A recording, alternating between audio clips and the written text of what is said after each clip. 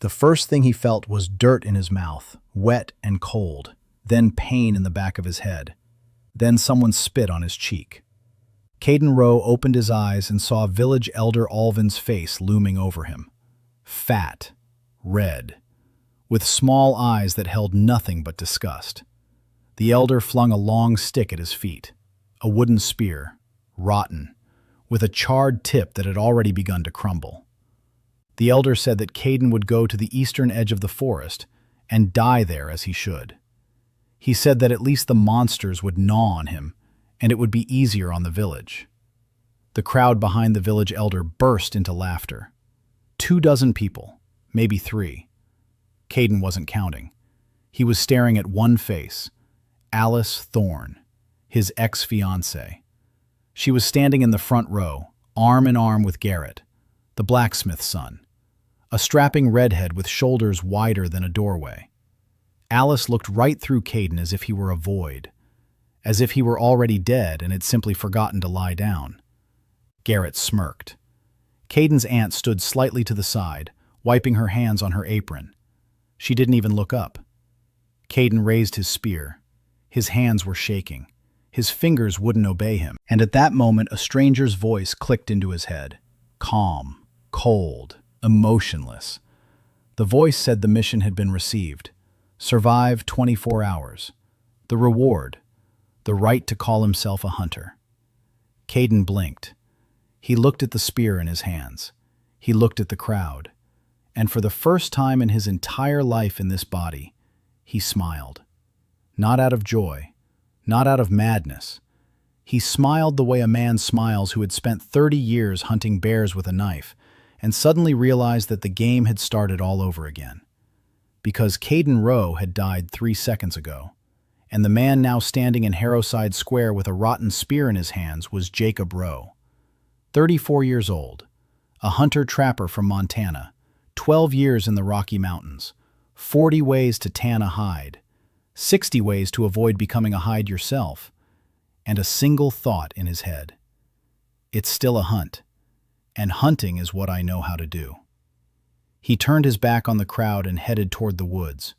No one stopped him. No one called out a word of farewell. Only Garrett tossed an apple core at his back and laughed. Caden didn't look back. He walked along the trail across the field, his mind working on 2 levels at once. The first level was Jacob. Jacob was assessing the situation. The wind was blowing from the west, the smell of wet bark and something rotten. Carrion 200 paces away, maybe 300. The ground was soft from the rain. The tracks read like an open book. 3 days ago, something the size of a bull calf passed through here. The stride is short, so it's either limping or young. The spearhead is crap, but the shaft is straight. The tip can be re-hardened over a campfire. It'll hold out for about 5 days. The cloak is old, but gray. In the undergrowth, it'll pass for a snag. The second level was the body.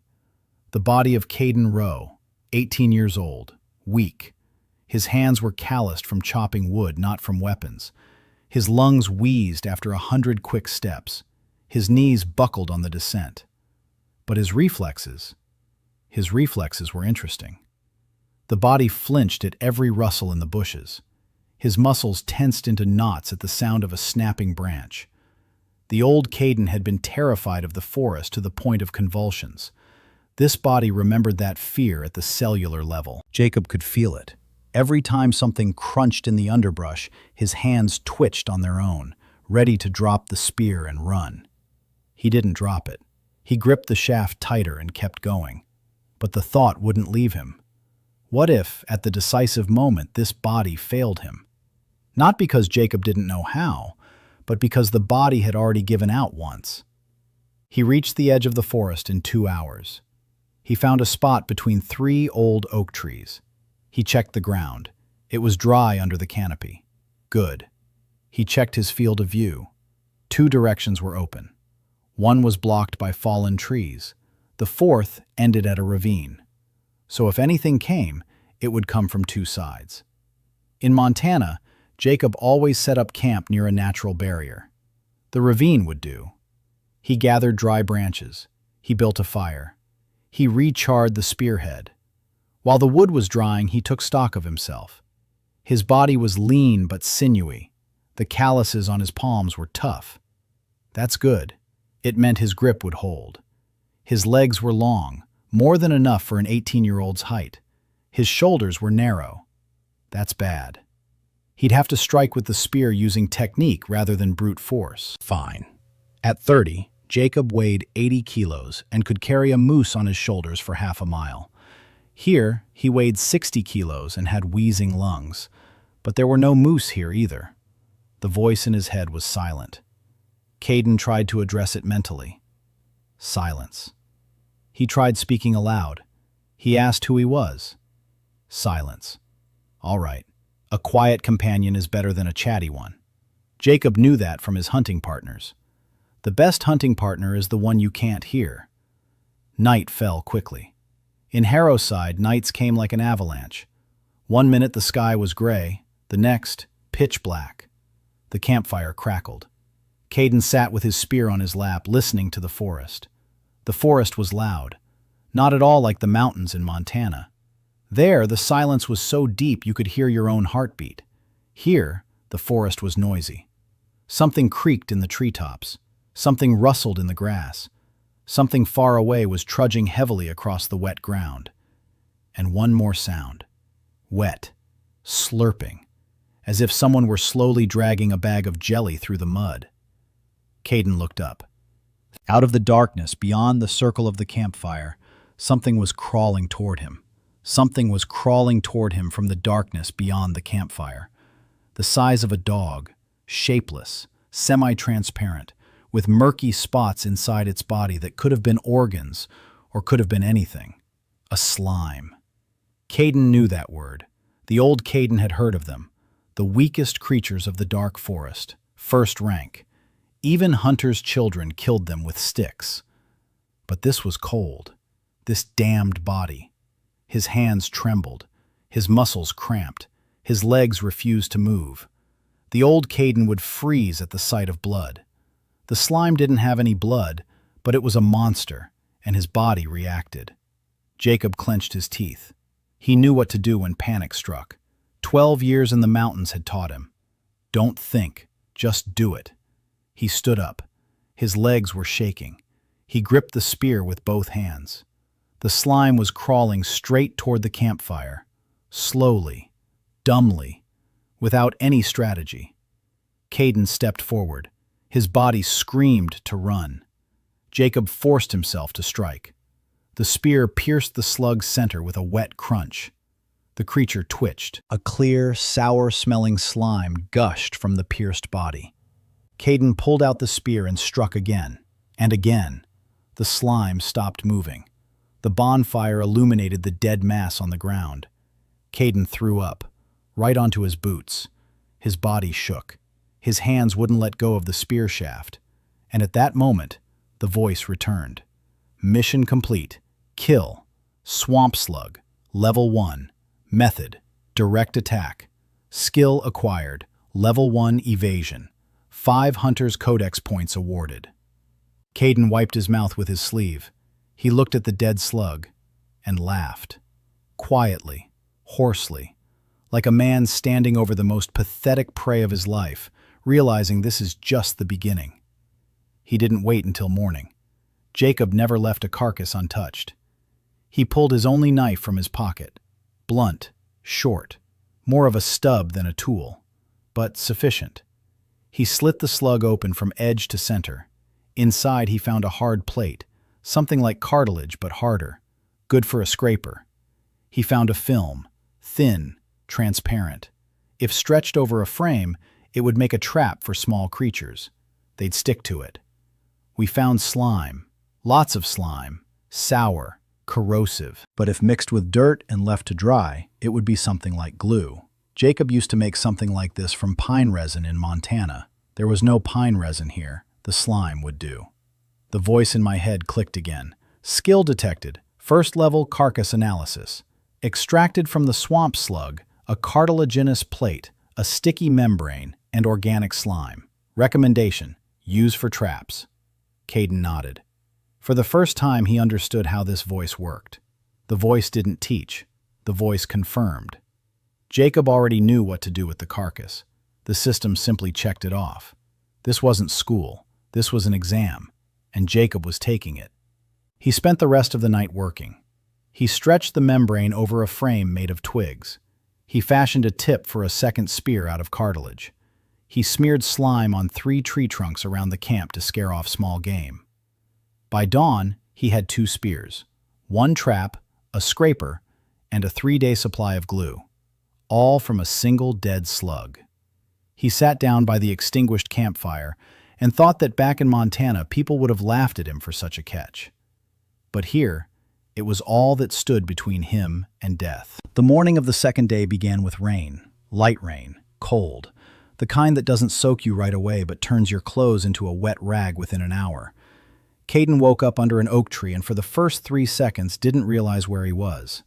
Then he remembered. The forest, monsters, the spear, the system in his head. He sat up and looked himself over. His muscles ached. His whole body was sore from yesterday. But his hands weren't shaking anymore. He raised his palm and looked at it. Firm. His fingers clenched without a tremor. Last night after the slug, his body had finally realized that Jacob wasn't going to run away. Or maybe he was just too tired to be afraid. Either explanation would do. He stood up. He checked the membrane trap. Empty. He checked his spears. Both were intact. The cartilage tip had dried out and become harder. Good. Now he had to decide on the most important matter: food. In his pocket lay a piece of stale bread that his aunt had tossed after him like a dog. It would be enough for 1 meal. After that, he'd have to hunt for himself. Jacob surveyed the forest around him. Deciduous, oaks, elms, some trees he didn't recognize. The underbrush was thick, grass up to his waist, lots of mushrooms on the trunks. You can't eat mushrooms until you check them. In this new world, any mushroom could be poisonous, or alive. He decided to start with water. He found a stream 100 steps from camp. The water was clear. It smelled clean. He took a sip. He didn't die. He filled his canteen. The canteen was the only useful thing he'd taken from the village. Leather, old, with a crack at the neck, but it held water. He spent the whole day scouting. In Montana, Jacob never hunted during his first week on a new hunting ground. He studied the territory. He set markers. He memorized the trails. Here, he did the same. He walked 2 circles around the camp. The first circle was 200 paces. The second was 400. He found 4 animal trails. 2 of them led to the stream. 1 headed east into the depths of the forest. The 4th went south and ended at a fallen tree. There were claw marks on the bark of the fallen tree. Deep ones. 4 grooves. The distance between the outermost ones was 15 centimeters. Something large. Definitely not a slug. Caden crouched down and examined the ground. Paw prints. Wide, with pads. A wolf. But larger than any wolf Jacob had seen in Montana. The tracks were 3 days old, heading due northeast. Caden took note. He stood up. He walked on. At one of the trails leading to the stream, he found droppings. Fresh, maybe from yesterday. Large, with bone fragments. A predator. Eats small prey. Goes to the watering hole regularly. So it has a permanent territory. So it'll come back. Caden smiled. So much for game. He returned to camp and began setting up an ambush. He remembered how he'd set snares for lynxes in the mountains. Lynxes are cunning. They won't go into a trap that smells like humans. He needed bait that would mask the scent. And he needed a snare made of material that didn't smell like rope. In Montana, he'd used deer tendons. Here, he had a dead slug, or rather, what was left of it. Caden returned to the spot where he'd killed the slug. The carcass had already been eaten away by ants. But the tendons... He dug deeper into the remains.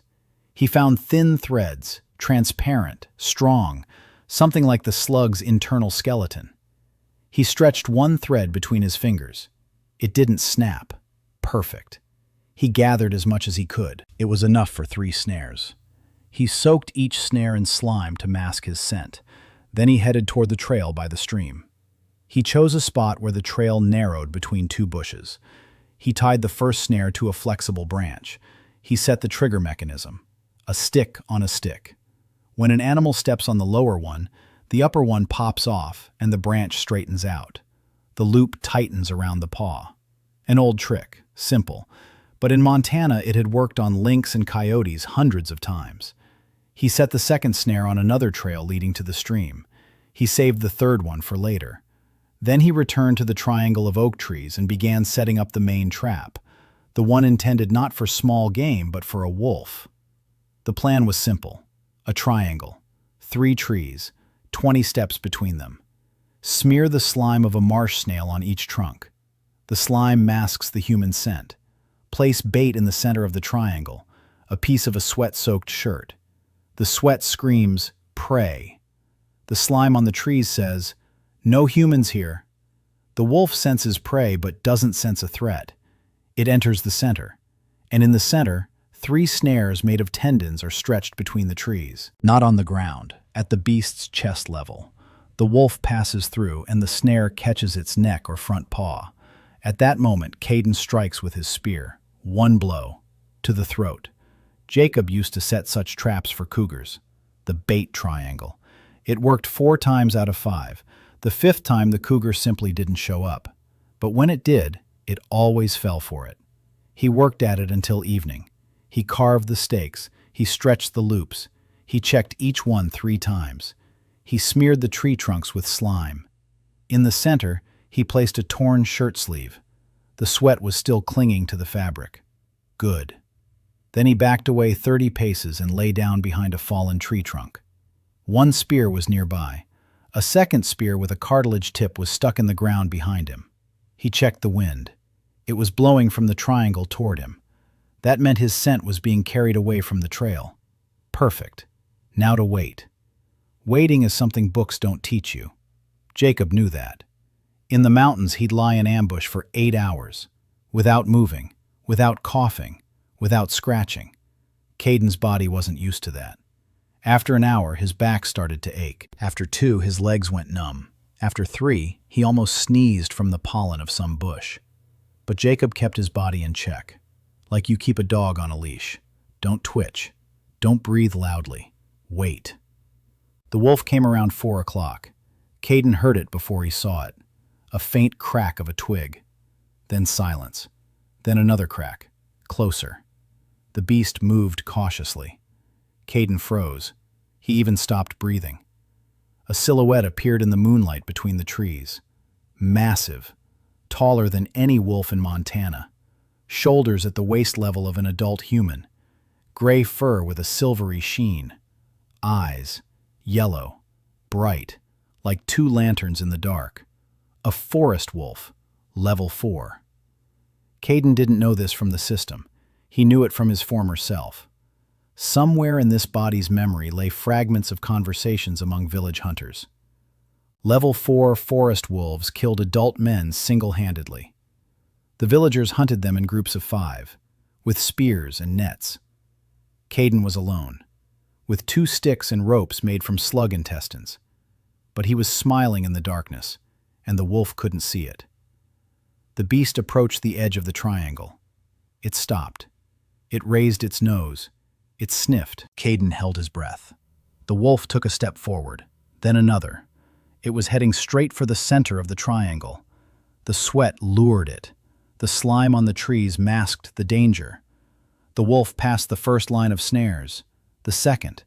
At the third, a snare slipped over its front paw and tightened. The beast jerked. It lunged forward. The second snare caught his other paw. The wolf howled, loudly, terrifyingly. A chill ran down Caden's spine. But Jacob was already on his feet. 3 steps, spear in both hands. A thrust from below, up toward the throat. The spearhead pierced beneath the jaw and went right through. The wolf wheezed. Its legs buckled. It fell onto its side. It twitched twice. Then it went still. Caden stood over it, breathing heavily. His hands didn't tremble. His body hadn't let him down. A voice rang out in his head. Kill, forest wolf, Level 4. Method. Ambush with bait. Bonus for elegance. Plus 200%. Skill acquired. Level 1 Hunter's Instinct. Recipe unlocked. Predator bait. Caden pulled the spear from the wolf's throat. He wiped it on the moss, and for the first time in his life in this body, he spoke aloud without a single tremor in his voice. Well, finally, just like at home. He skinned the wolf until dawn. Jacob knew how to remove the hide without leaving a single cut on the fur. The knife was dull, but his hands remembered every movement. First, an incision across the belly, then along the hind legs, then carefully separating the skin from the muscles. In Montana, this used to take 40 minutes. Here, it took 2 hours. The body was weaker, the knife was worse, but the result was the same.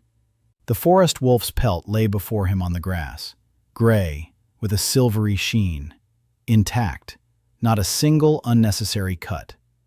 The voice in his head confirmed it.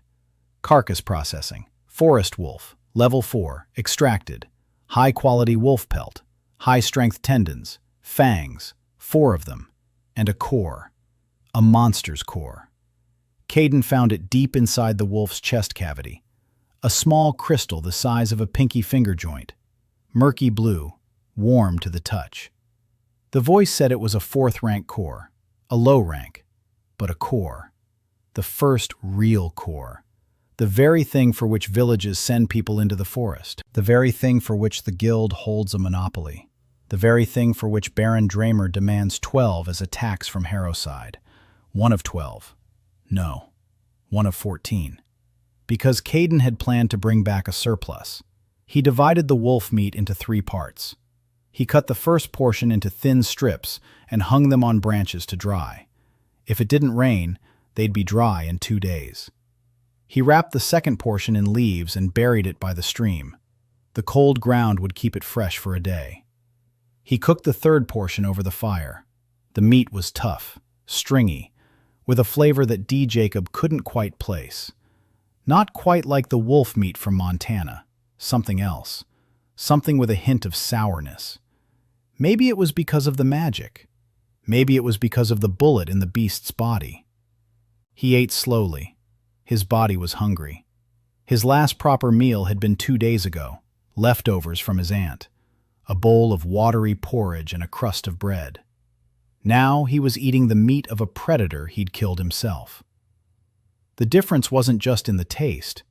The difference was in how his body reacted. After eating, his muscles stopped aching. His breathing evened out. His hands grew warmer. This wasn't just meat. The system confirmed it. +2 to stamina. Temporary effect. Duration, 12 hours. Caden nodded. Monster meat strengthens the body. It made sense. In this world, everything revolved around monsters. Their cores, their hides, their meat. Everything was a resource. He wove new loops from the wolf's tendons, stronger than the previous ones. These would hold up against a larger beast. He made 4 tips from the fangs. He tied them to short sticks. They turned out to be throwing spears. Not perfect. The balance was off. But from 10 paces away, they'd hit a target the size of a head. He didn't make anything out of the hide just yet. The hide needed to dry and be treated. That required salt. He didn't have any salt. But he knew where to get it. In the village. It was a half-day's walk to the village. Going there now meant taking a risk. Garrett might be lying in wait. The village chief might cause trouble. But he needed salt. And not just for the hide. For curing meat, for treating wounds, for bait. Salt in the forest is like gold. Caden decided to put that off for later. First, he needed to establish a foothold. The third day brought a discovery. He expanded his search area to 600 paces from the camp and stumbled upon a clearing. Open, bathed in light. In the middle of the clearing stood a stump, huge, 3 meters in diameter. The tree that had grown here was ancient. The soil around the stump was a different color, dark, almost black.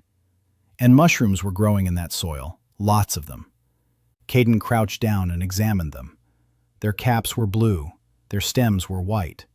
The smell was sharp and spicy. Not like ordinary mushrooms. He didn't touch them. Instead, a voice in his head sounded an alert. Resource detected. Blue moon mushroom. Use. Ingredient for a restoration potion. Rarity. Moderate. Recommendation. Collect. Caden gathered 12 of them, carefully, without damaging the roots, so that new ones would grow. A trapper doesn't destroy a gathering spot. A trapper returns to it again and again. That was Jacob's first rule in the mountains. On the way back to camp, he checked the snares by the stream. Something small was thrashing in one of them.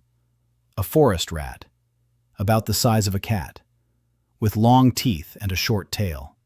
Level 2. Caden finished it off with his spear. The voice tallied the points.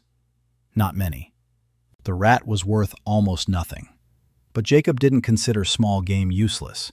In Montana, he used to hunt ground squirrels when there were no deer. Every carcass is a resource.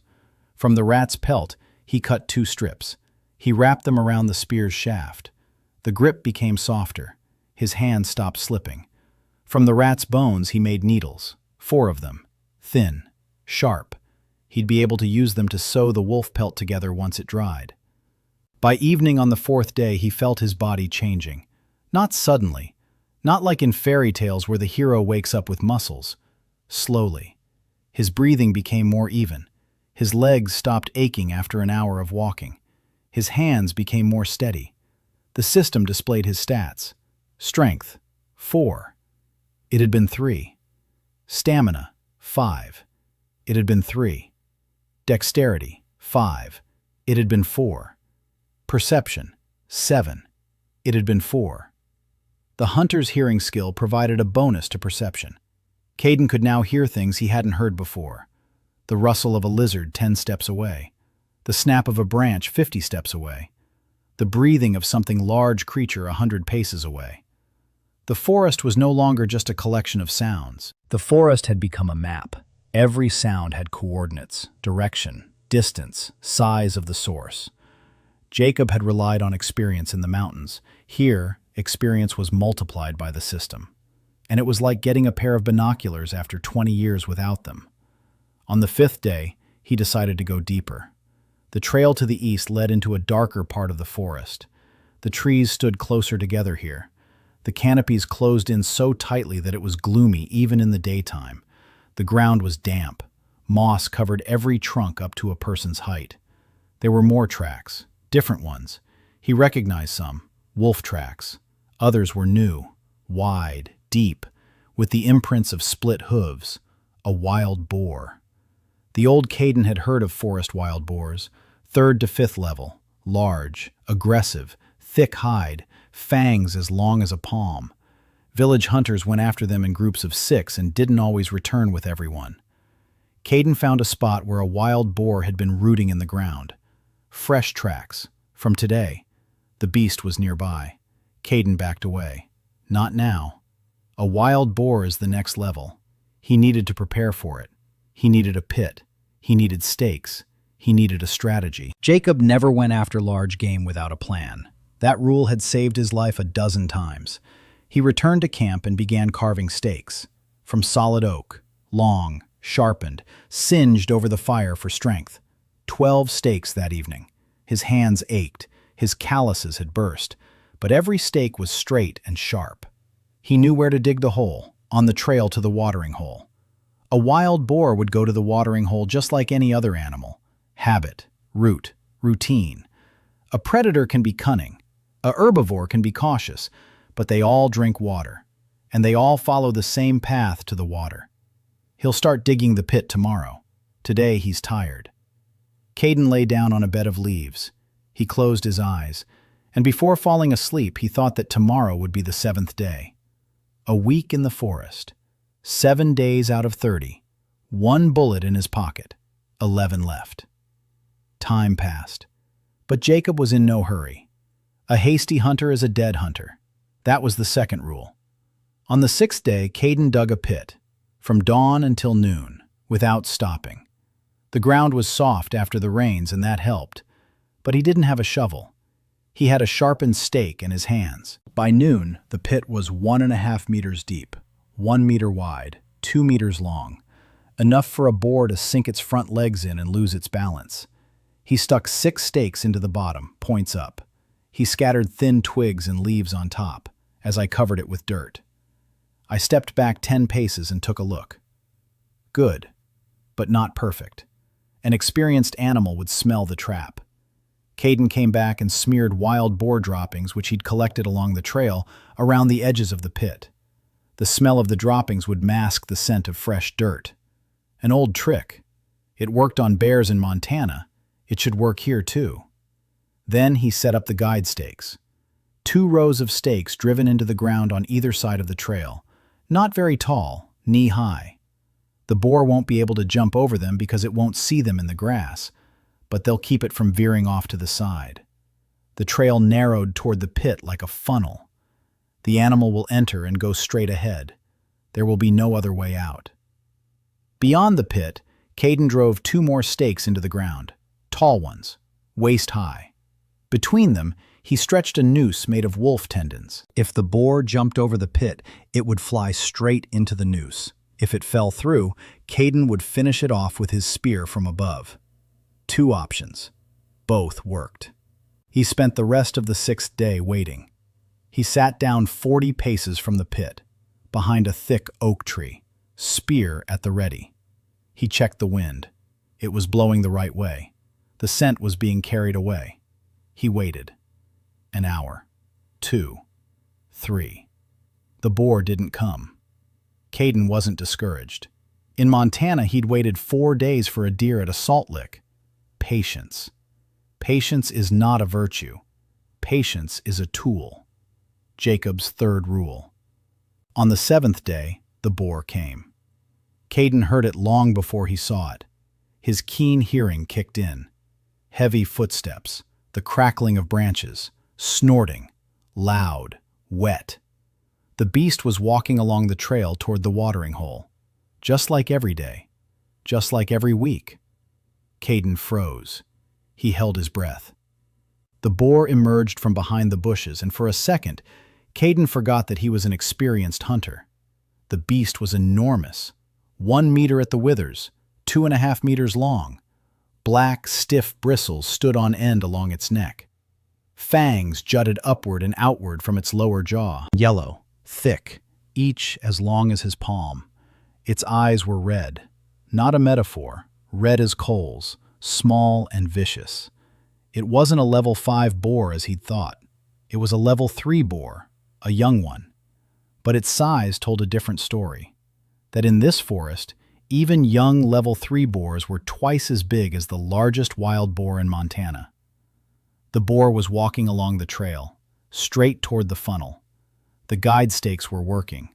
The beast didn't see them in the grass and walked right down the center. 10 steps to the pit.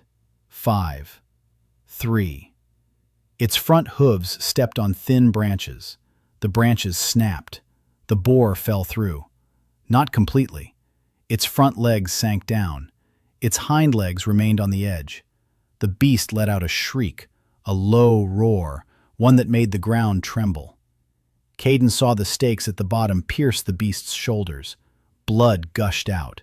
But the boar didn't give up. It began to struggle free. Its hind legs braced against the ground.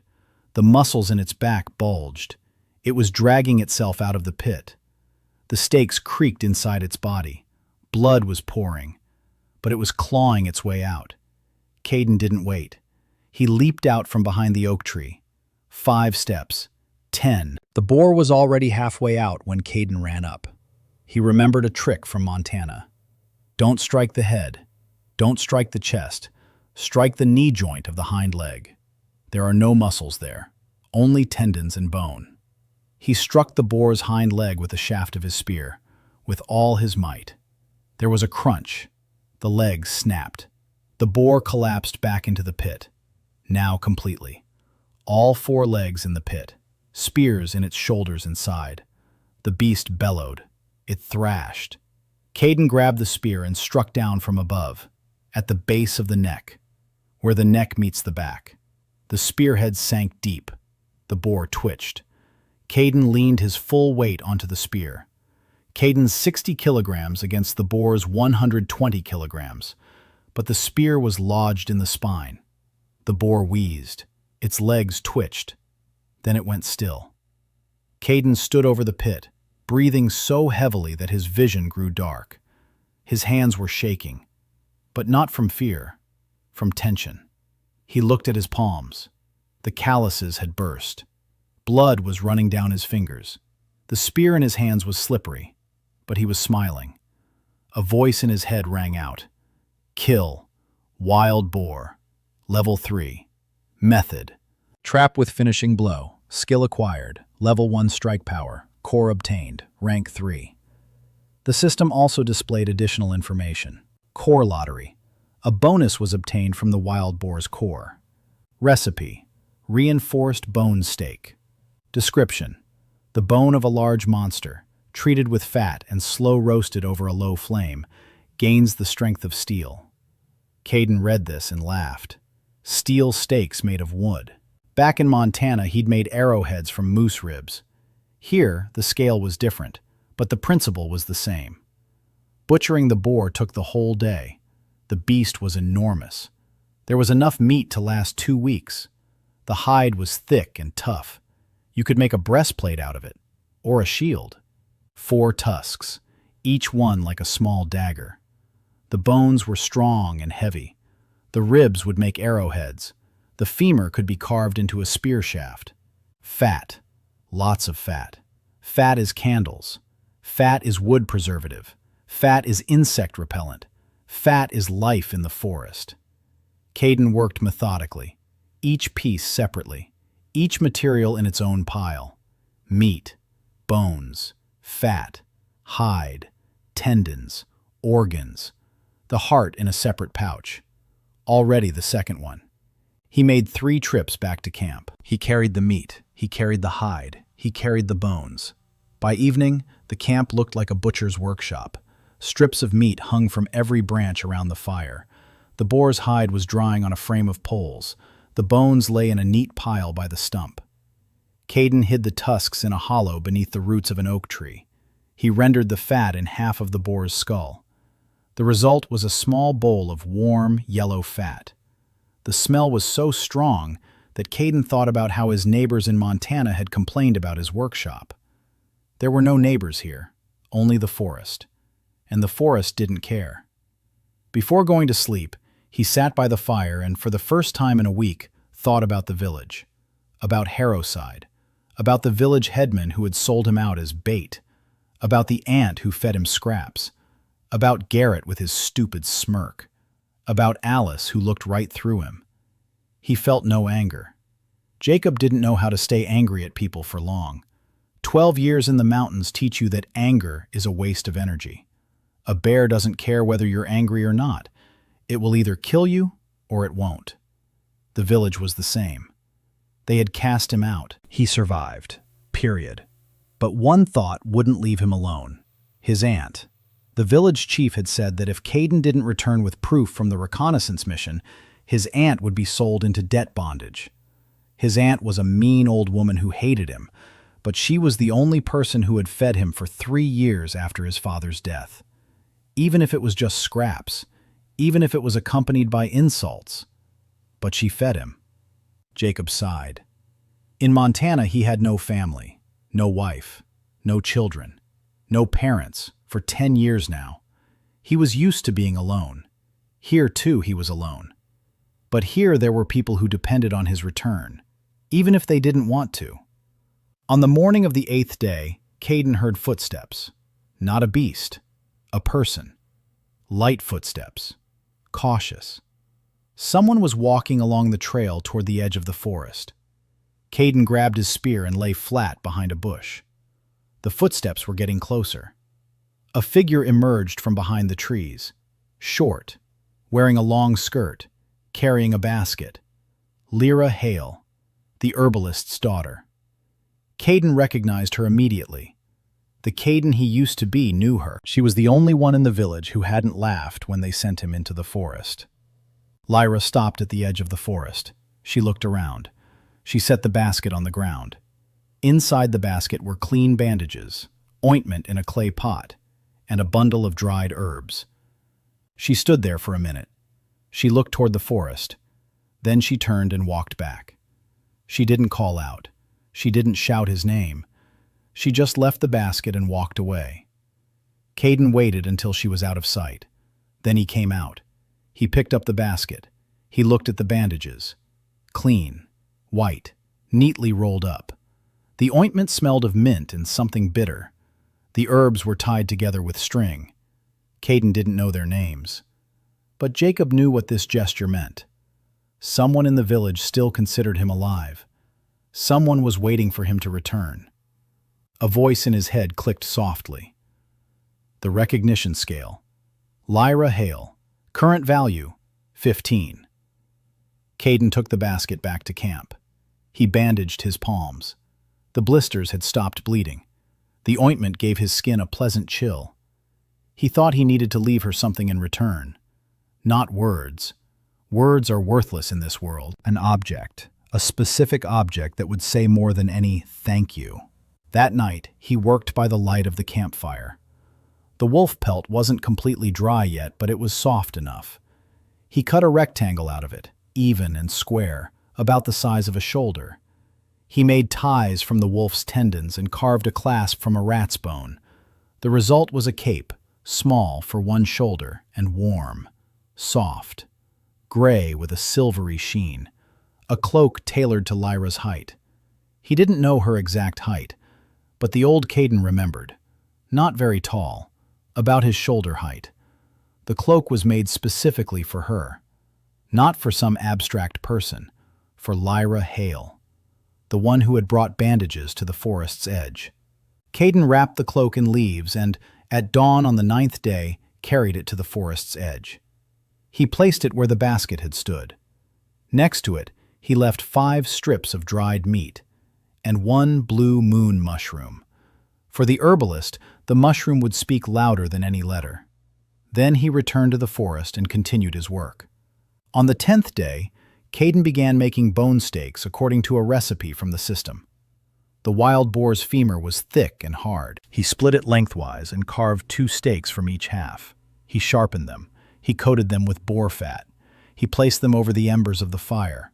Not in the flames, over the embers. Slow heat. Like drying tobacco in Virginia, only with bone instead of tobacco, and 3 stones and a flat cobblestone on top instead of a barn. After 6 hours, the bone had changed. It had darkened. It had become heavier. Caden took 1 spike and struck a stone with it. The stone cracked. The spike remained intact. He struck again. The stone split in 2. The spike wasn't even scratched. Caden whistled. The strength of steel. The system hadn't lied. From a single bore, he'd obtained 4 steaks that could pierce anything, and the recipe was now permanently etched in his mind. Any bone, any fat, slow fire. The result was the same. A weapon. That very same day, he discovered that his hearing skill had leveled up. His hunter's hearing had risen to level 2. The system explained why. Constant use of the skill in the field results in passive growth. Caden had lived in the forest for 10 days. 10 days of listening for every rustle. 10 days of distinguishing dangerous sounds from safe ones. His brain had adapted. The system recorded the progress. Now he could hear up to 150 paces away in the forest. In an open field, his range would be even greater. He could hear the heartbeats of small creatures in their underground burrows. He could hear a deer breathing 300 paces away behind the trees. He could hear the wind changing direction half a minute before it actually happened. The forest was no longer hostile territory. The forest had become home. Just as the Rocky Mountains had become home to Jacob after his 3rd year. On the 11th day, Caden checked his traps by the stream and found another wood rat in one of them. He killed it. He skinned it. He used the hide for bindings. The meat was for food. Then he went to check the trail to the east. There were no more wild boar tracks. He had killed the ruler of this territory. That meant a new one would arrive soon. Or someone higher up in the food chain. Back in Montana, when Jacob killed a large predator, another would claim the territory within a week, or 2, or 3. Nature abhors a vacuum. It would be the same here. Caden began setting new traps. He expanded the perimeter. He dug in bone stakes along his retreat route. If something large cornered him near the camp, it would run into the stakes, a safety net. On the 12th day, he decided to go to the village for salt. He'd go at night, quietly. Not along the main trail, but through the ravine and then along the bed of a dry creek. That way, he wouldn't be seen from the watchtower. Caden left the camp at dusk. He walked quickly. His body responded better than it had 10 days ago. His legs didn't tire. His breathing didn't falter. 2 hours later, he reached the outskirts of Harrowside. The village was asleep. Dim lights shone in 2 windows. The dogs weren't barking. There were hardly any left in the village. The last invasion had taken the dogs too. Caden circled the village in a wide arc. He approached Lyra's house from the back. There was a vegetable garden there, small, neat. By the fence stood a barrel of salt for pickling herbs. He knew this from the former Caden. Lyra's mother always kept salt by the garden. Caden filled a small sack. Not very big, but it would last a week. Next to the barrel, he placed 2 forest rat kernels. Small ones, worth almost nothing. But in a village where every kernel counts, even the small ones are money. On the way back, he stopped. Something was wrong. Caden listened closely. His keen hearing worked even in the village. Footsteps. 2 people. Heavy. They were walking from the square toward the eastern edge, in his direction. Caden dropped to the ground and froze behind the hedge. 2 people passed within 10 paces of him. Garrett. And someone else, shorter, skinny. Caden couldn't see their face in the darkness, but he recognized the voice. Village Elder Olvin. They spoke quietly, but a second-level hunter's keen hearing turned their whispers into clear speech. Garrett asked when he could claim the plot by the river. The village elder replied that it would be in 2 weeks, when the deadline expired, and Caden was officially declared dead. Then, his father's land would pass to the village, that is, to the village elder. Garrett asked, "What if that coward comes back?" The village elder laughed and said that cowards don't return from the dark forest. And if he did come back, Garrett would know what to do. Garrett said he knew, and he patted the axe on his belt. Caden lay behind the fence, breathing into the ground. There was no anger, there was clarity, the kind that comes when you see bear tracks around your tent and realize it will come at night. Not if, but when. The village headman wanted his land. Garrett was a tool. Alice was Garrett's reward for his work. It all fit together into a simple picture. Caden wasn't sent into the woods because he was a coward. He was sent because his father had left behind a plot by the river, the best land in the village. And the village elder had waited 3 years to find a way to take it. Caden's death in the woods wasn't a punishment. It was a deal. He returned to camp at dawn. He placed the little bag of salt in a dry spot under the roots. He sat by the fire. He thought. Now he had 2 monster cores and knowledge. The knowledge was worth more. He knew why he'd been sent to die. He knew who was behind it. And he knew that in 18 days he would return to the village. Not as a corpse, not as a coward, as a hunter, with 14 cores, and with an answer to every question they would ask him. On the 13th day, he salted the boar's hide. On the 14th, he began sewing a breastplate from it. A thick, double-layered hide, stitched together with wolf tendons, with bone plates on the chest and shoulders. Not armor, but better than nothing. Better than a shirt that any fang could pierce. The work took 2 days. On the 15th day, he put on the breastplate and set out on the trail toward the watering hole to check who had taken over the boar's territory. The tracks were fresh. Not just one animal, several. Wolf tracks, 6 different sets of paw prints. A pack.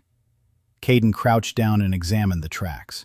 6 wolves, 3 large ones, 3 small ones. A family. 2 adults and a teenager in each pair. Or a pack of 6 with a single alpha.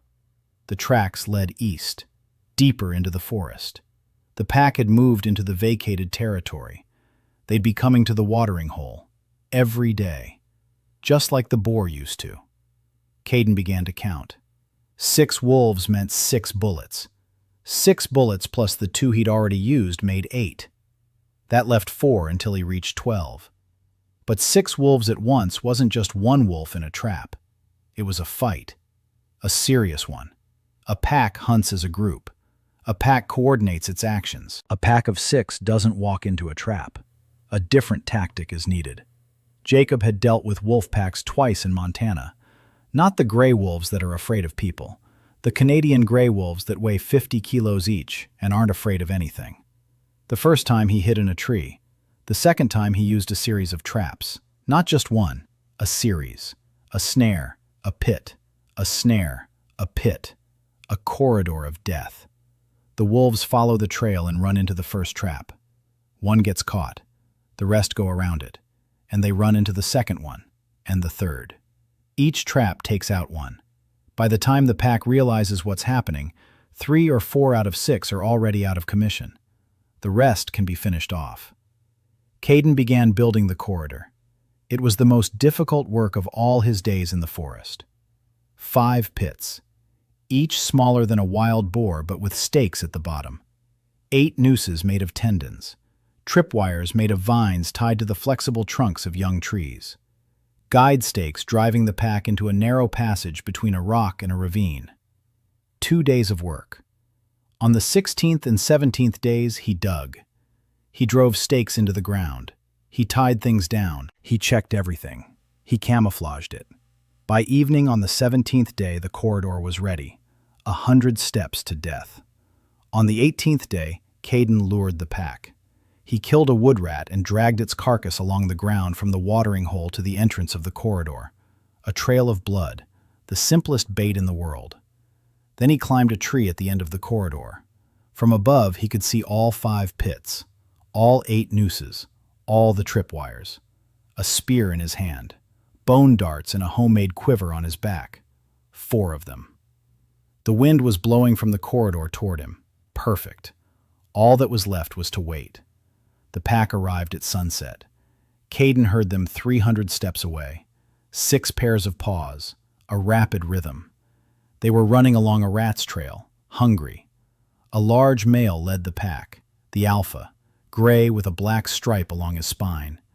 Behind him were 2 smaller wolves, then 3 more, young, lean, fast. The alpha entered the corridor first. Guiding stakes in the grass prevented them from veering off.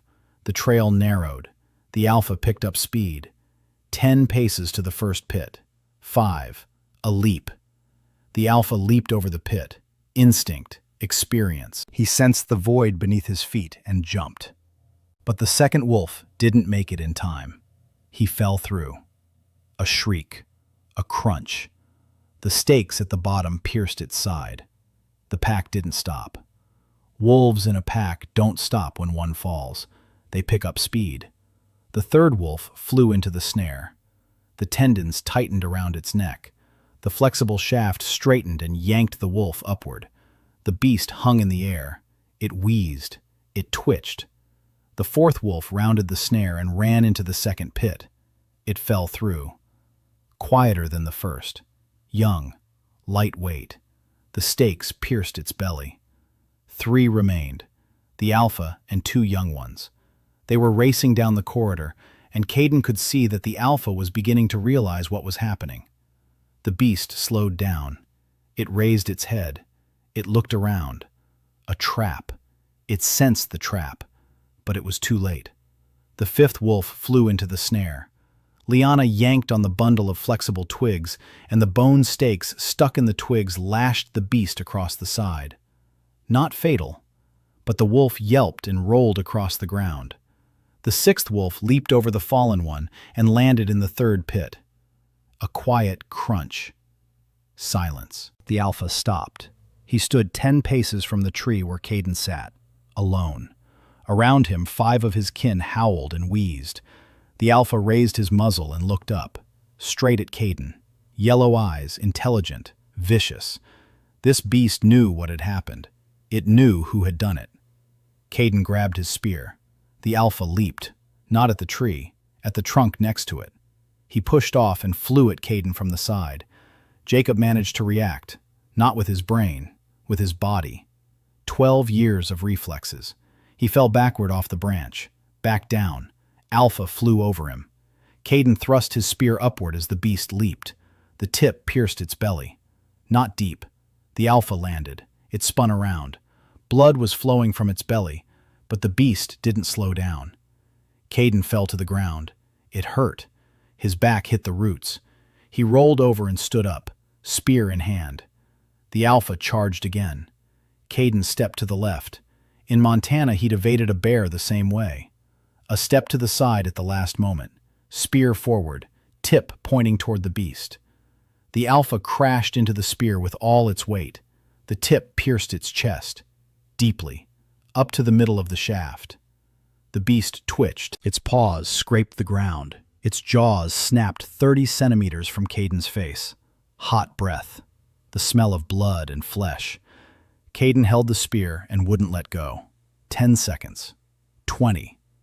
The Alpha went limp. It collapsed heavily to the ground, dragging the spear behind it.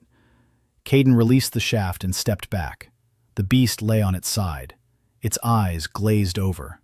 The yellow light in them faded slowly, like embers in a fire. Caden sat down on the ground right where he was standing. His legs wouldn't hold him. His hands were shaking. But not from fear, from adrenaline. He looked at his palms. Blood, not his, a wolf's. A voice in his head rang out in a long burst. Kill. Forest Wolf Alpha, Level 6. Method, Combined Ambush.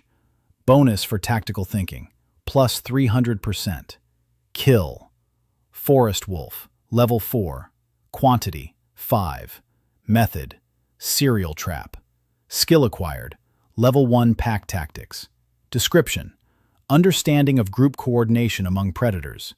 Cores received, 6. Rank, 3rd to 6th. Alpha Wolf Core Lottery. Bonus acquired. Blueprint, Improved Wolf Snare. Description, A double grip loop with automatic tightening. Caden closed his eyes and leaned back. 8 cores. He now had 8 cores. With the previous 2, that made 10. 2 more to go until 12. And there were still 12 days left until the 30th day. He spent 2 days butchering 6 wolves. The work was monotonous and grueling. 6 carcasses, 6 hides, 24 fangs, tendons, bones, meat, fat. The camp had turned into a warehouse. Meat hung from every tree within a 20-step radius. The hides were drying on frames. The bones lay in stacks. Caden worked non-stop. He slept 4 hours at a time. He ate on the go. His body had gotten used to it. His muscles had stopped aching after the butchering. His hands moved automatically. The knife fell into a rhythm. Cut, separate, cut, separate, like on an assembly line. In his prime, Jacob could butcher a deer in 40 minutes. Here, a single wolf took 2 hours. But his speed was increasing. The system confirmed it. Carcass processing had risen to level 2. Butchering speed, plus 30%. Quality of material extraction, plus 20%. On the 21st day, Caden went deeper into the forest, much deeper than before. He walked east for 2 hours. The trees grew thicker, taller, darker. Moss covered everything, the ground, the trunks, the rocks. The air grew heavier, more humid, and it smelled different, not of wet bark and mushrooms, but of something heavy, animalistic, ancient. That's how the territory of a large predator smells. Caden was following tracks, not a wolf's, but someone else's. Huge paw prints, 5 toes, claws as long as a finger, 2 meters between each step, something the size of a horse, or bigger. The tracks led to a rocky outcrop. At the base of the cliff was a cave, wide, dark. Warmth and the scent of carrion wafted from the cave. Caden stopped 50 paces away. His keen hearing was working at full capacity. Something was breathing inside the cave. Slowly, heavily. Each breath lasted 5 seconds. Each exhalation, 7. a large creature, asleep. Caden crouched down and examined the ground near the entrance. Bones, lots of bones. Wolf bones, deer bones, boar bones, several skulls he didn't recognize. This was the den of the top predator in this part of the forest, a two-headed bear. Caden knew about them from his former self. Level 6 to 8, 2 heads, 4 eyes, 2 sets of jaws, thick hide that an ordinary spear couldn't pierce. Villagers didn't hunt them at all. Even the guild sent out squads of 10 men. A single core from a two-headed bear was worth as much as a village's annual tax. Just one core. Caden stood 50 paces away from it and thought. He thought for 3 days. On the 22nd, 23rd, and 24th days, he surveyed the area around the den. He found the trail the bear used to go to the river. He found the spot where it marked the trees. He found the clearing where it tore up anthills. Caden mapped out the beast's schedule. It sleeps in the morning. In the afternoon, it goes to the river. In the evening, it patrols its territory. At night, it hunts. Its weak spot? The trail to the river. It's narrow, running between 2 cliffs. The bear passed through there every day at the same time. Habit, route, routine. Caden found a spot for a pit, but an ordinary pit wouldn't do. The two-headed bear was too heavy, too strong. It would collapse and climb right out. Something else was needed. Caden thought about it for 2 days and came up with a plan on the 25th. Not a pit, a landslide. A rock overhung the trail like a canopy. If he cut the support, the canopy would fall. 3 metric tons of rock onto the beast's back. No hide could withstand that, but the overhang had to be brought down at the exact right moment, when the bear was directly beneath it. A second too early or too late, and the rocks would miss. He spent the 25th and 26th days preparing. He cut away 3/4 of the overhang's support, leaving a thin bridge of rock. He tied a rope made of split-dried tendons, a long one, 20 paces. He tied the other end of the rope to a tree on the slope. Next to the tree, he dug in a stake, a lever. A pull on the lever would cause the rope to knock out the bridge. The canopy would collapse.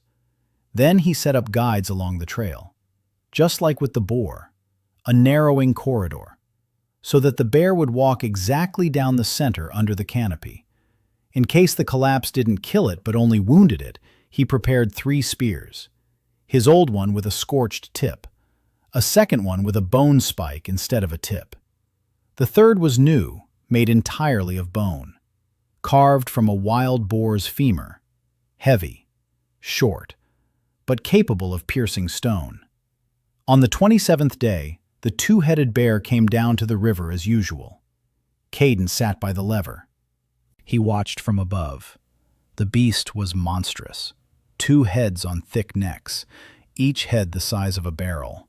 Its body was covered in dark brown fur with patches of scars. Its height at the withers was 1.5 meters. Its length was 3. Its paws were like tree trunks.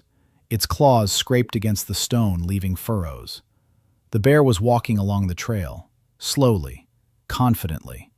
The lord of the forest was in no hurry. The guide stakes were working. The beast didn't notice them. It walked straight ahead. 10 steps to the canopy. 5, 3, right under the canopy. Caden pulled the lever. The rope tightened. The crossbeam creaked. The canopy swayed and collapsed. The crash was so loud that Caden was deafened for a second. Dust rose like a wall. Rocks rained down on the beast's back. The bear roared, both heads at once, a sound Caden had never heard in his life, not in Montana nor here. A roar of pain and rage from a creature that had never before experienced either. When the dust settled, Caden saw that the bear was lying there, pinned down by rocks from the middle of its back to its hind legs. Its front paws were scraping the ground. Both heads were swaying from side to side. The beast was alive, wounded, immobilized, but alive. Caden made his way down the slope. He picked up a bone spear. He approached from the side. The bear's left head turned toward him. Its eyes were small, red, full of hatred. Its mouth opened. Each tooth was as long as a finger. The right head was looking the other way. It twitched. It tried to break free. Caden positioned himself so the left head couldn't reach him. He took aim and struck. The bone spear pierced the base of the right neck, where the neck attaches to the body. A crunch. The beast jerked. The right head went limp. The left one roared and lunged at Caden. Its front paw scraped the ground just centimeters from his leg. Its claws left gouges in the stone. Caden stepped back. He pulled out the spear. He moved to the other side. The left head followed him with its gaze. He waited. The left head jerked to the right, trying to lift its body. At that moment, the neck was exposed. Caden struck. The spear pierced exactly the same spot, the base of the neck. The left head wheezed. Its eyes rolled back. The bear's body jerked and went still. A voice in his head erupted into a long tirade. Kill. Two-headed bear. Level 7. Method.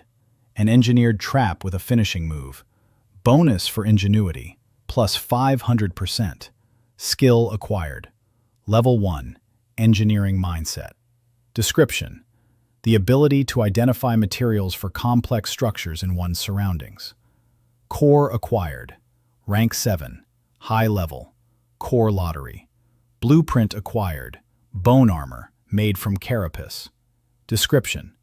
The ribs and spinal plates of a large monster can be assembled into a full breastplate with shoulder guards.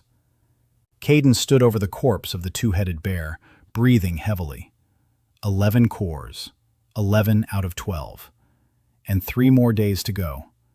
Caden wiped out a pack of 6 wolves with a cereal trap and obtained 6 cores. Then he tracked down a 7th-level two-headed bear and killed it by causing a rock overhang to collapse on it. The system awarded a bonus for resourcefulness and unlocked the engineering mind skill. Caden now had 11 cores out of the 12 he needed. It took 3 days to butcher the operation. Took 3 days. The beast's hide was as thick as a finger. A knife wouldn't cut through it. Caden sawed at it with a bone scraper. Slowly, tediously, centimeter by centimeter. By the end of the first day, he had stripped the hide from one side. By the end of the second, from the other. On the third day, he set to work on the bones and meat. The bear's meat smelled different from a wolf's, heavier, richer, with a metallic aftertaste. After the first bite, his body reacted so strongly that Caden froze in place.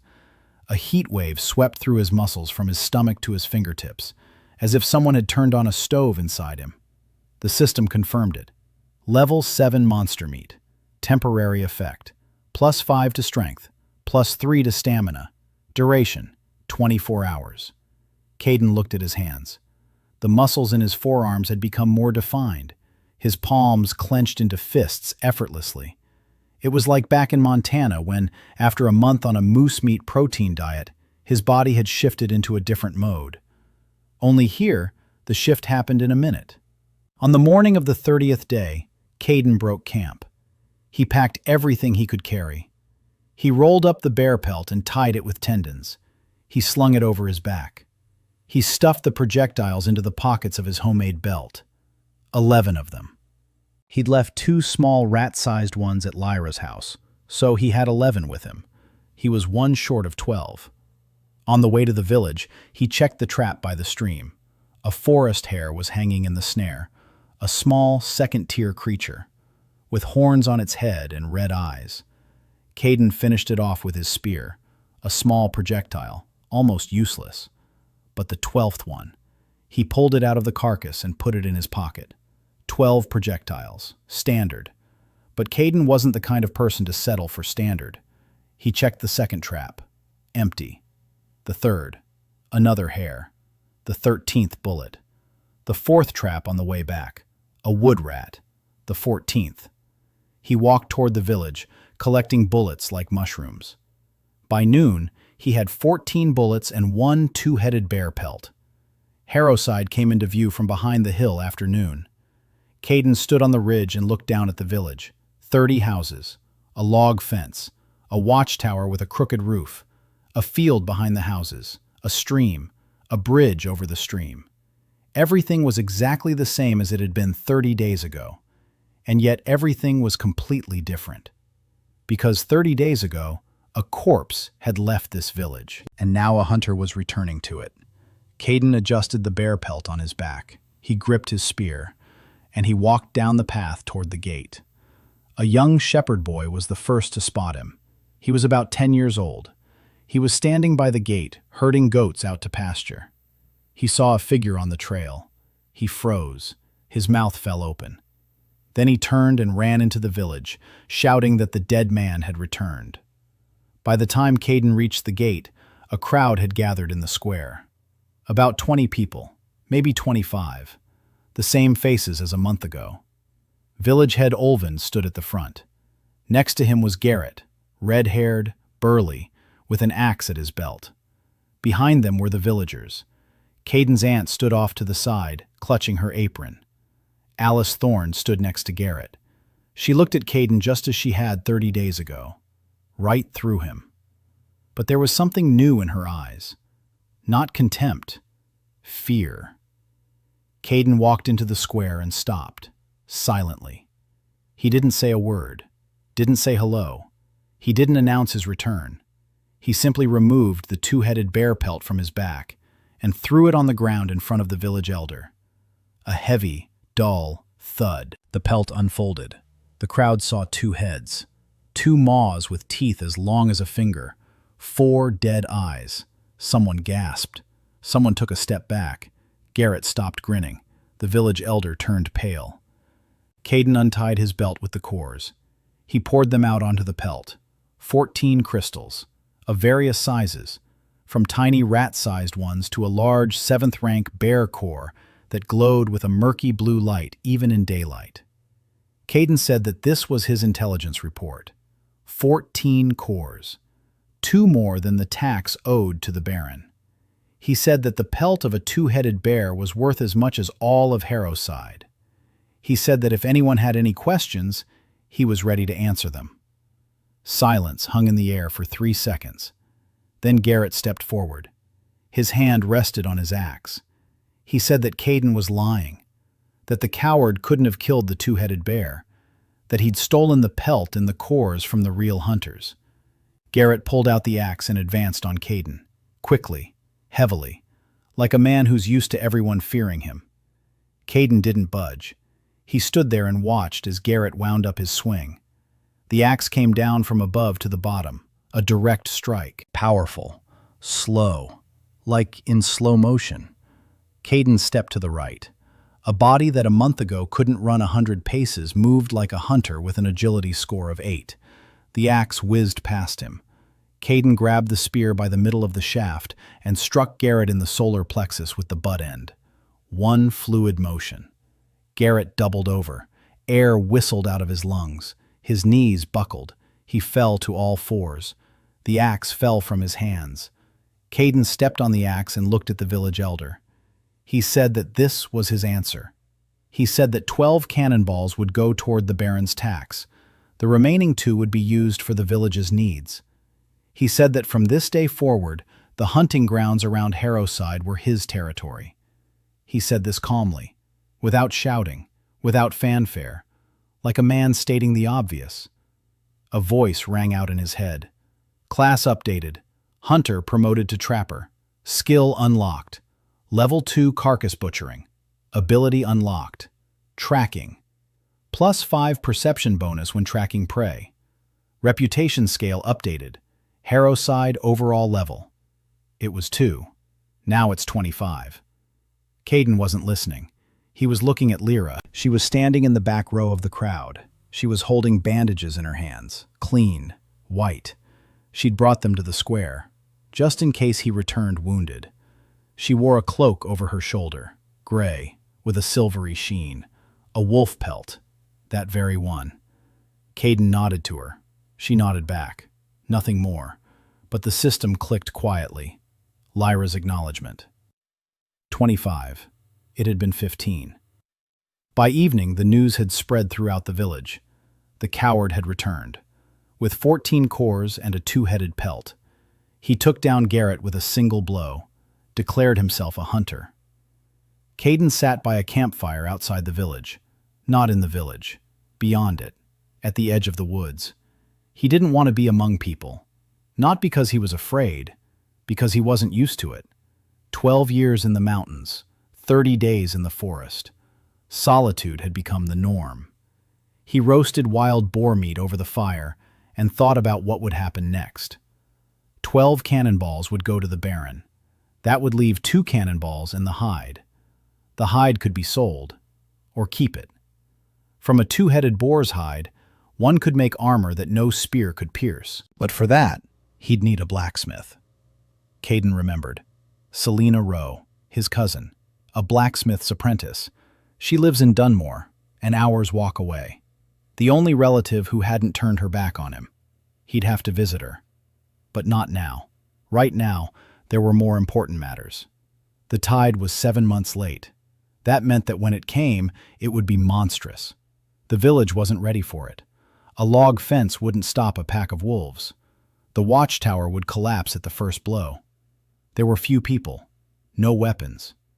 Caden stared into the fire and made a plan. That night, Raina Weiss came to Caden's campfire. He heard her 100 steps away. Her footsteps were light but uneven. Her left leg moved more heavily than her right, an old habit of compensating for her balance after losing her arm. She stepped out of the darkness with a crossbow slung over her shoulder and a pipe clenched between her teeth. She stopped 10 steps away. She looked at the fire, at the meat, at Caden. She said she'd heard about the 2-headed beast. She said that he was either the best hunter she'd ever seen or the best liar. Caden replied that if he were lying, he'd have chosen a simpler story. Raina smiled, for the first time. She sat down by the fire, took out her pipe, lit it. She was silent for a minute. Then she said that the village elder hadn't just sold him out. Caden waited. Raina told him. 2 years ago, she was part of a guild squad, Silverfang, 5 hunters. They went after a 6th-level creature deep in the forest. The squad commander realized the creature was actually 8th level and ordered a retreat. 4 of them left. Raina held the rear. The commander didn't wait for her. He left and took the squad with him. Raina fought alone. She lost her left arm up to the elbow. She emerged from the forest 3 days later. She went to the guild. The commander wrote in his report that she had died. When she showed up alive, she was accused of desertion. She was expelled. No pension, no status, without an arm. She came to Harrowside because the guild doesn't check documents here. She works illegally. She hunts small game for food. She loads her crossbow with her teeth in one hand. Caden listened in silence. Then he asked who the commander had been. Raina gave a name, Warren Task. Caden didn't know that name, but he remembered it. Raina said that Warren Task is now the head of Silverfang, the region's chief hunter. The man who decides who gets to hunt and who doesn't. The man who takes a cut from every core harvested in this territory, including the ones Caden had just brought in. Caden looked at the stump of Raina's arm. Her left sleeve was rolled up and tied off. She noticed his gaze and looked away. Caden said nothing. He was thinking. Using a crossbow with one hand was a feat, but it would be easier with a prosthesis. Not just any prosthesis, one made for a specific purpose, for gripping a crossbow. He remembered the boar bones lying in the camp, tubular, strong, lightweight after being scorched. He could carve a frame out of them, cover it with leather, make a strap attachment, with a groove for the crossbow's stock. Not a hand, a tool. Like in Montana, when he'd made a special rifle rest out of moose antlers. Not for beauty, for function. The next morning he began working. He didn't tell Rain. He didn't ask for permission. He just started cutting the bone. 2 tubular boar bones. He joined them with a bone pin. He smoothed the ends so they wouldn't chafe. He wrapped the joints with wet hide, which would shrink as it dried and fit like a glove. At the end, he carved a groove, wide, flat, exactly to fit the stock of Raina's crossbow. He'd seen that crossbow once. He memorized the shape, the width, and the thickness of the stock. Jacob always remembered tools, any kind, at first glance. He made the attachment for the stump out of wolf hide, soft and thick, lined with moss for cushioning. The straps were made of tendons with 3 attachment points: the shoulder, the forearm, the stump. The work took 2 days. By the morning of the 3rd day, the prosthesis was ready. Raina came to his campfire in the evening, as usual, with her pipe, with her crossbow. Caden placed the prosthesis on the ground in front of her. He didn't explain anything. Raina looked at him, at the prosthesis, then back at him. She picked up the prosthesis with one hand, turned it over, saw the slot for the crossbow, froze, looked at Caden. He said it was for her grip, for her crossbow, for her arm. Raina was silent for a long time. Then she put on the prosthesis. The straps tightened securely. It fit like a glove. She inserted the crossbow stock into the slot. A click, the crossbow locked into place. Raina raised the crossbow and aimed at a tree, with both hands, for the first time in 2 years. Both hands on the weapon. The prosthetic held firm. It didn't creak. It didn't wobble. Raina fired. The bolt struck the tree trunk squarely, 30 paces away, right in the center. Raina lowered the crossbow. She looked at Caden. Her eyes were shining. She didn't say a word. She just nodded, once. And that was worth more than any words. The system quietly noted it. Raina's recognition. It was -5. It became 20. The next day, Mina Soyeon came to Caden's camp. She was small, 16 years old, wearing a dress that was 2 sizes too big for her, holding a birch bark notebook in her hands. She didn't come alone. Ashley Morgan followed behind her, 17 years old, with a knife on her belt, with a bag on her back, with an expression that said she was ready to kill. Mina stopped 5 steps away from Caden and asked if it was true that he had killed the 2-headed beast all by himself. Caden said it was true. Mina took out her notebook and asked him to describe the beast. Size, color, number of teeth, behavior. She wanted to write everything down. Caden described it and Mina drew it, quickly, precisely, with charcoal on bark. The 2-headed beast in her drawing looked alive. Caden looked at the drawing and thought that this girl had a talent worth more than any core. Ashley had been standing off to the side the whole time, saying nothing. Then she walked over. She said she hadn't come to draw. She said she was looking for a man who had left her father to face a boar 2 years ago. Her father was a hunter from the neighboring village of Brackenwood. He'd gone on a hunt with the villagers from Harrowside for a 4th-level boar. They'd abandoned him. He died. Ashley said she'd heard a name, Caden Rowe. That Caden Rowe had been in that party and was the first to run away. That because of his cowardice, her father had been left alone and had died. She'd come to look him in the eye and decide what to do next. The knife on her belt glinted. Caden listened. He didn't know this story. The Caden of the past didn't go on hunts. Never. The whole village knew that. Someone had lied to Ashley. Someone had sent her here. Caden asked who had told her.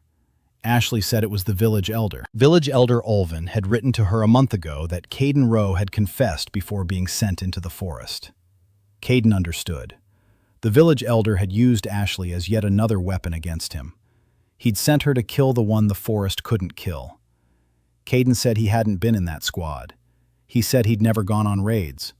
The whole village would confirm that. He said that if she wanted to know the truth, she should ask who was actually in the squad that day. Ashley stared at him, a knife in her hand. Her fingers had turned white from the grip. She didn't believe him, or didn't want to believe him. Because if Caden was telling the truth, it meant she'd been hating the wrong person for 2 years. And that hurt more than the truth. Caden didn't press the issue. He turned toward the fire and pulled a piece of meat from the coals. He placed it on a flat stone. He pushed it toward Ashley. He said she'd been walking for half a day and must be hungry.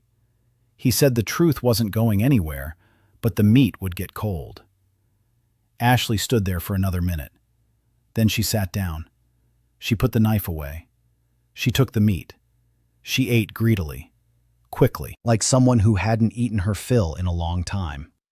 Something clicked. Ashley's confession. It was -20. It became -10. Not much, but it was a start. That night, 4 people sat by the fire. Caden, Raina with a prosthetic arm, Mina with a notebook, Ashley with a knife. Lyra came later. She brought a pot of herbal tea. Hot, bitter, but warming. She set the pot by the fire and sat down next to Mina, in silence.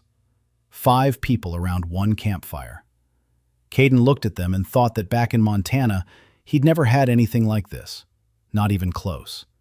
He'd had partners, he'd had acquaintances, but people who come to your campfire simply because they want to be there, that had never happened. He took 4 items out of his bag. A knife for Ashley, made from a boar's tusk, small, with wolfskin wrapping on the handle, just right for her small hand. For Mina, a notebook cover, made of boar skin, embossed, sturdy. It would protect her notes from the rain. For Lyra, a bunch of blue moon mushrooms, tied together with a string made of tendons. For Raina, a set of bolts, 6 of them, with bone tips, for her crossbow. He handed them out in silence, without explanation. Each item was made for a specific person. The knife for Ashley's palm, a cover sized for Mina's notebook, bolts for the caliber of Raina's crossbow, mushrooms for Lyra's knowledge. No one said thank you. Everyone just took them and held them. Caden returned to the fire. The system beeped quietly. 10 recognition points for everyone. From the shadows behind the trees, someone was watching. Caden sensed the gaze but didn't turn around. He knew someone was there. His keen hearing picked up the sound of breathing, steady, controlled. Someone who knows how to hide. Not a villager, someone else. Caden took note and continued to sit by the fire. Raina told Caden her story. Her former commander, Warren Task, had abandoned her in the woods and now led the Silver Fang. Caden made her a prosthetic arm from boar bone, tailored precisely to fit her crossbow grip. Mina began keeping a hunting journal, and Ashley came to avenge her father, but discovered that the village elder had lied to her. That evening by the campfire, Caden handed out to each person an item made specifically for them. Someone was watching from the shadows behind the trees. On the morning of the 31st day, a horn woke Caden. A low, drawn-out sound, the kind that makes your insides vibrate. He jumped up and grabbed his spear before he even opened his eyes. The horn was sounding from the village. 3 long blasts, then silence, then 3 more. Caden knew what it meant. The Caden of the past had heard that sound once in his life. He was 12 then. 3 long blasts. The tide. He ran toward the village. His body obeyed. His legs carried him swiftly. Across the field, along the path, toward the gate. People were already standing at the gate. A dozen of them, with pitchforks, with axes, with whatever they could find. Village Elder Olvin was as white as a sheet. He stood on the watchtower and looked east. Caden climbed the tower and looked in the same direction. The dark forest. A line of trees on the horizon. And from that line, creatures were emerging. Many. Dozens. Hundreds. Small black dots moving toward the village, like a river. A slow, black river creeping across the field. The tide had come a day earlier than expected. The village elder said that in 2 hours they'd be at the walls. Walls that wouldn't withstand the first blow. Caden climbed down from the tower. He looked at the crowd. 25 people, including the elderly, including teenagers. Mina stood with a notebook, white. Her hands were shaking. Ashley clutched a knife. Lyra held a bag of herbs close to her chest. Raina stood calmly, a crossbow on her prosthetic arm, bolts in her quiver. She'd already seen the tides. She knew what was coming. Caden looked out at the field. 2 hours. In 2 hours, they had to do what a normal garrison would take a week to accomplish. Jacob said, "Okay," in his head. "So we'll work fast." He spent the first hour on the outer line. He gathered everyone who could hold a shovel, 12 men. They dug a trench 200 paces in front of the fence. Not deep, knee-deep, but long, 100 paces, across the field. They drove stakes into the trench, ordinary wooden ones, sharpened, forming a palisade. It wouldn't stop large creatures, but it would slow down the smaller ones. And most importantly, Caden set up 12 traps along the trench. Snares, tripwires, and pit traps camouflaged with branches. Everything he'd learned to do in a month in the woods. Each trap was set along the path the creatures would take toward the fence. Between the trench and the fence, he stretched ropes made of tendons at knee height. 20 ropes. Any creature that jumps over the trench will trip on the ropes and lose speed. Any creature that loses speed will get hit by a bolt from Reyna's crossbow. He spent the second hour on the people. He stationed the old men on the walls with stones. You can throw stones from above, no strength required, no technique required. Just throw them down. He stationed the teenagers behind the walls with buckets of water and sand, to put out fires if the creatures bring flammable slime with them. He stationed the men with pitchforks at the gate. The gate is the weak spot. The first attack will come there. I sent Lyra to the village headman's house, the sturdiest house in the village. There, she'll treat the wounded. I gave mine the task of counting, to stand on the watchtower and count the creatures. How many are coming, where they're coming from, what size they are, to shout down below. He stationed Ashley next to him, by the gate, with her boar-fang knife. He put Reyna on the roof of the nearest house. From there, she could scan the entire field all the way to the trench. By the end of the second hour, the village looked different. Not a fortress. But not a village doomed for slaughter either. Something in between. Something with fangs.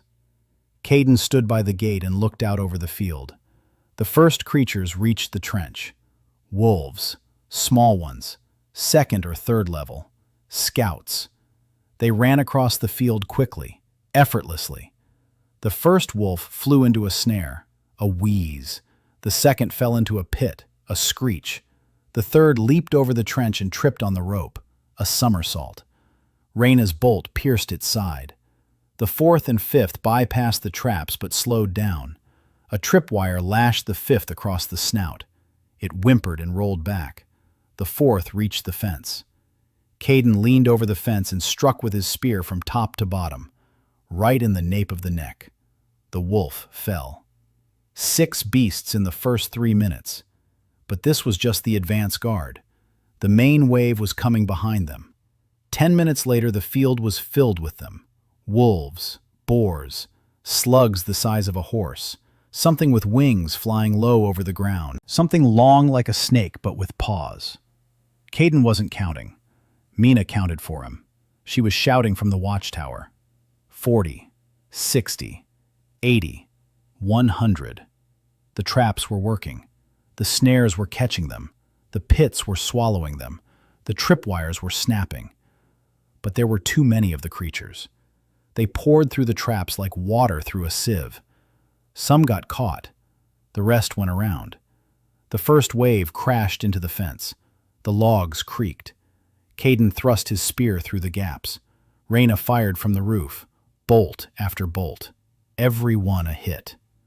The men at the gate with pitchforks. The old men threw stones. 5 minutes of battle.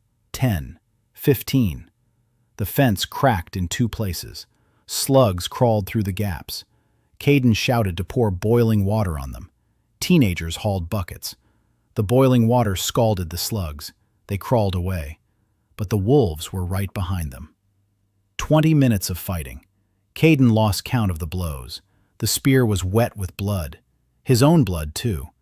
A wolf had clawed him in the ribs, not deep. The boar-hide breastplate had taken the brunt of the blow, but blood was flowing. Ashley, right beside him, was shrieking and stabbing with her knife at anything that poked through the fence. Little one, fierce, fast. The knife, made from a boar's tusk, sliced through the creature's hides like butter. 30 minutes. The fence collapsed in one spot. A 3-meter-wide breach. A boar charged through the breach. Level 5. Huge. Caden stood in the breach, alone, spear raised. The boar charged at him. Caden stepped aside and struck it in the knee with the shaft of his spear, the same trick he'd used in the forest. The boar collapsed onto its side. Ashley jumped on its back and plunged her knife into the base of its neck. The boar twitched and went still. Reyna took out 2 wolves from the roof that were crawling through the gap right behind it. 2 shots. 2 corpses. Clean. 40 minutes. An hour. The wave began to subside. There were fewer beasts.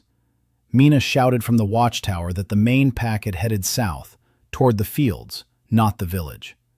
Caden's traps had broken their formation. The beasts had become entangled in the ropes and nooses and lost their way. Some went around the traps.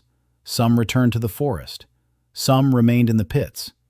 Another 20 minutes of minor skirmishes, lone wolves, wounded boars, slugs that crawled slowly and stupidly. Caden finished them off methodically, without haste, without panic, like a job. 2 hours after it began, it was all over. The field in front of the village was littered with corpses. Caden stood by the breach in the fence and counted. About 60 creatures lay in the field and in the trench. 28 of them were in the traps. The rest were on Reyna's and Caden's consciences. The village had lost 6. 2 men at the gate, 1 old man on the wall, 3 teenagers who hadn't been where they were supposed to be. 6 deaths. 80 had died in the last surge. Caden stood and looked out over the field. 6. 6 he hadn't saved. 6 for whom he would answer to himself every night. Jacob had lost a partner once in Montana, Steve Holton, 42 years old, a grizzly bear. Jacob hadn't had time to shoot. 13 years had passed. He remembered every second. It would be the same here. The night after the tidal wave was quiet. Caden hadn't heard such silence since his first day in the forest. No howling, no rustling, no creaking. The forest was silent, as if it too were tired. Caden sat by the campfire in the clearing. The wounded lay all around him. Lyra moved among them, bandaging, applying ointment. She gave them herbal tea, silently, intently. Her hands didn't tremble. She saw blood and didn't faint. The herbalist's daughter knew her craft. Mina sat on the steps of the watchtower and wrote in her notebook. She was keeping track of everything. The number of creatures, the number of traps that had gone off, the number of bolts Reyna had used. 22 bolts, 19 hits, an 86% hit rate. Mina wrote it down and underlined it. Reyna sat on the roof and didn't come down. Caden could hear her reloading the crossbow, again and again. Click, click, click. She was testing the prosthesis. After 2 hours of fighting, it held up. Not a single creak, not a single misalignment. The slot held the crossbow rock solid. Reyna didn't say thank you. Reyna said the prosthetic was good. For Reyna, that was more than a thank you. Ashley sat by the fire, silently sharpening her knife. The boar's tusk had dulled from the blood. She rubbed it with a stone, methodically, carefully, as if a life depended on it. Maybe it did. Caden took out a bone needle, a thread made of tendons, and began to mend. Silently, one by one. Reyna's arrow, whose fletching had cracked. He pulled out the old feather, inserted a new one. From the wing of some bird he'd found that morning. He tied it down, checked the balance. He set it down next to Reyna at the edge of the roof. Then Ashley's quiver. The leather sheath had split open at the seam from the impact. Caden sewed it back together, with a double stitch, stronger than it had been. He placed it next to Ashley. She looked at the sheath, then at Caden. She didn't say anything. She took it. Then Lyra's hairpin, wooden, simple. It had broken when Lyra was dragging the wounded man across the square. Caden carved a new one out of bone, smooth, with a small pattern. The teeth were thinner than on the wooden one, neater. He placed it next to Lyra's bag. She saw it. She picked it up. She ran her finger over the pattern. She tucked her hair back and put the hairpin in. She stepped closer. Then the cover of Mina's notebook. It had been scorched when the burning slime fell near the tower. The leather had turned black and curled up. Caden cut off the charred layer. He laid a new piece of leather on top. He sewed it in place. The cover became thicker, rougher, but the notebook was intact. The entries were intact. The drawings were intact. He placed it next to Mina. She pressed the notebook to her chest and closed her eyes. No one said anything. Caden repaired it. They held it. The campfire crackled. The silence wasn't empty. The silence was full of something Caden couldn't name. In Montana, he repaired his gear alone, always alone. Here, he repaired it for the people sitting beside him. And that was different, completely different. In the shadows around the corner of the house stood Yuna Park, a nun of the Order of the Moon. She had arrived in Harrowside 3 days ago, quietly, unnoticed. She said she was investigating the anomalies of the barrier. She smiled. She was always smiling. She spoke politely and never directly. Caden had seen her twice. Both times she looked at him the way a hunter looks at a trail. Not with curiosity, with professional interest. Now she stood in the shadows, watching the bonfire, watching Caden as he repaired his gear, at the 4 women sitting nearby. And Yuna was crying. Quietly, silently. Tears were streaming down her cheeks, and she wasn't wiping them away. Caden could hear her breathing, ragged, moist. He knew she was there, but he didn't turn around. Not because he didn't want to, because he understood. There are moments when a person needs to be invisible, even if they're being seen. The system clicked. Recognition. Plus 30 for everyone. Lyra, 55. Raina, 50. Mina, 45. Ashley, 20. Yuna, unchanged, 30, but with a note. Internal conflict detected. Caden didn't understand what that meant. He made a mental note. The morning dawned gray and cold. Caden was the first to get up. He walked across the square. He surveyed the destruction. The fence had been breached in 3 places. One wall of the house had collapsed. The watchtower had leaned even further to one side. The field in front of the village was littered with corpses. The stench was heavy. Blood, guts, charred flesh. They had to clean it up. They had to repair the damage.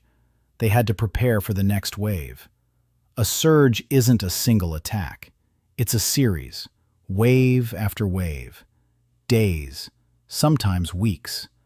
The first wave was a reconnaissance mission, the weakest one. The next one would be stronger. Caden knew that. Raina confirmed it. She came down from the roof and said the second wave would arrive in 2 or 3 days. More creatures, bigger ones, with a leader. Caden nodded and got to work. First, he gathered the cores from the field. Everyone who could walk helped. Children, the elderly, even Garrett. He said nothing and hauled the carcasses.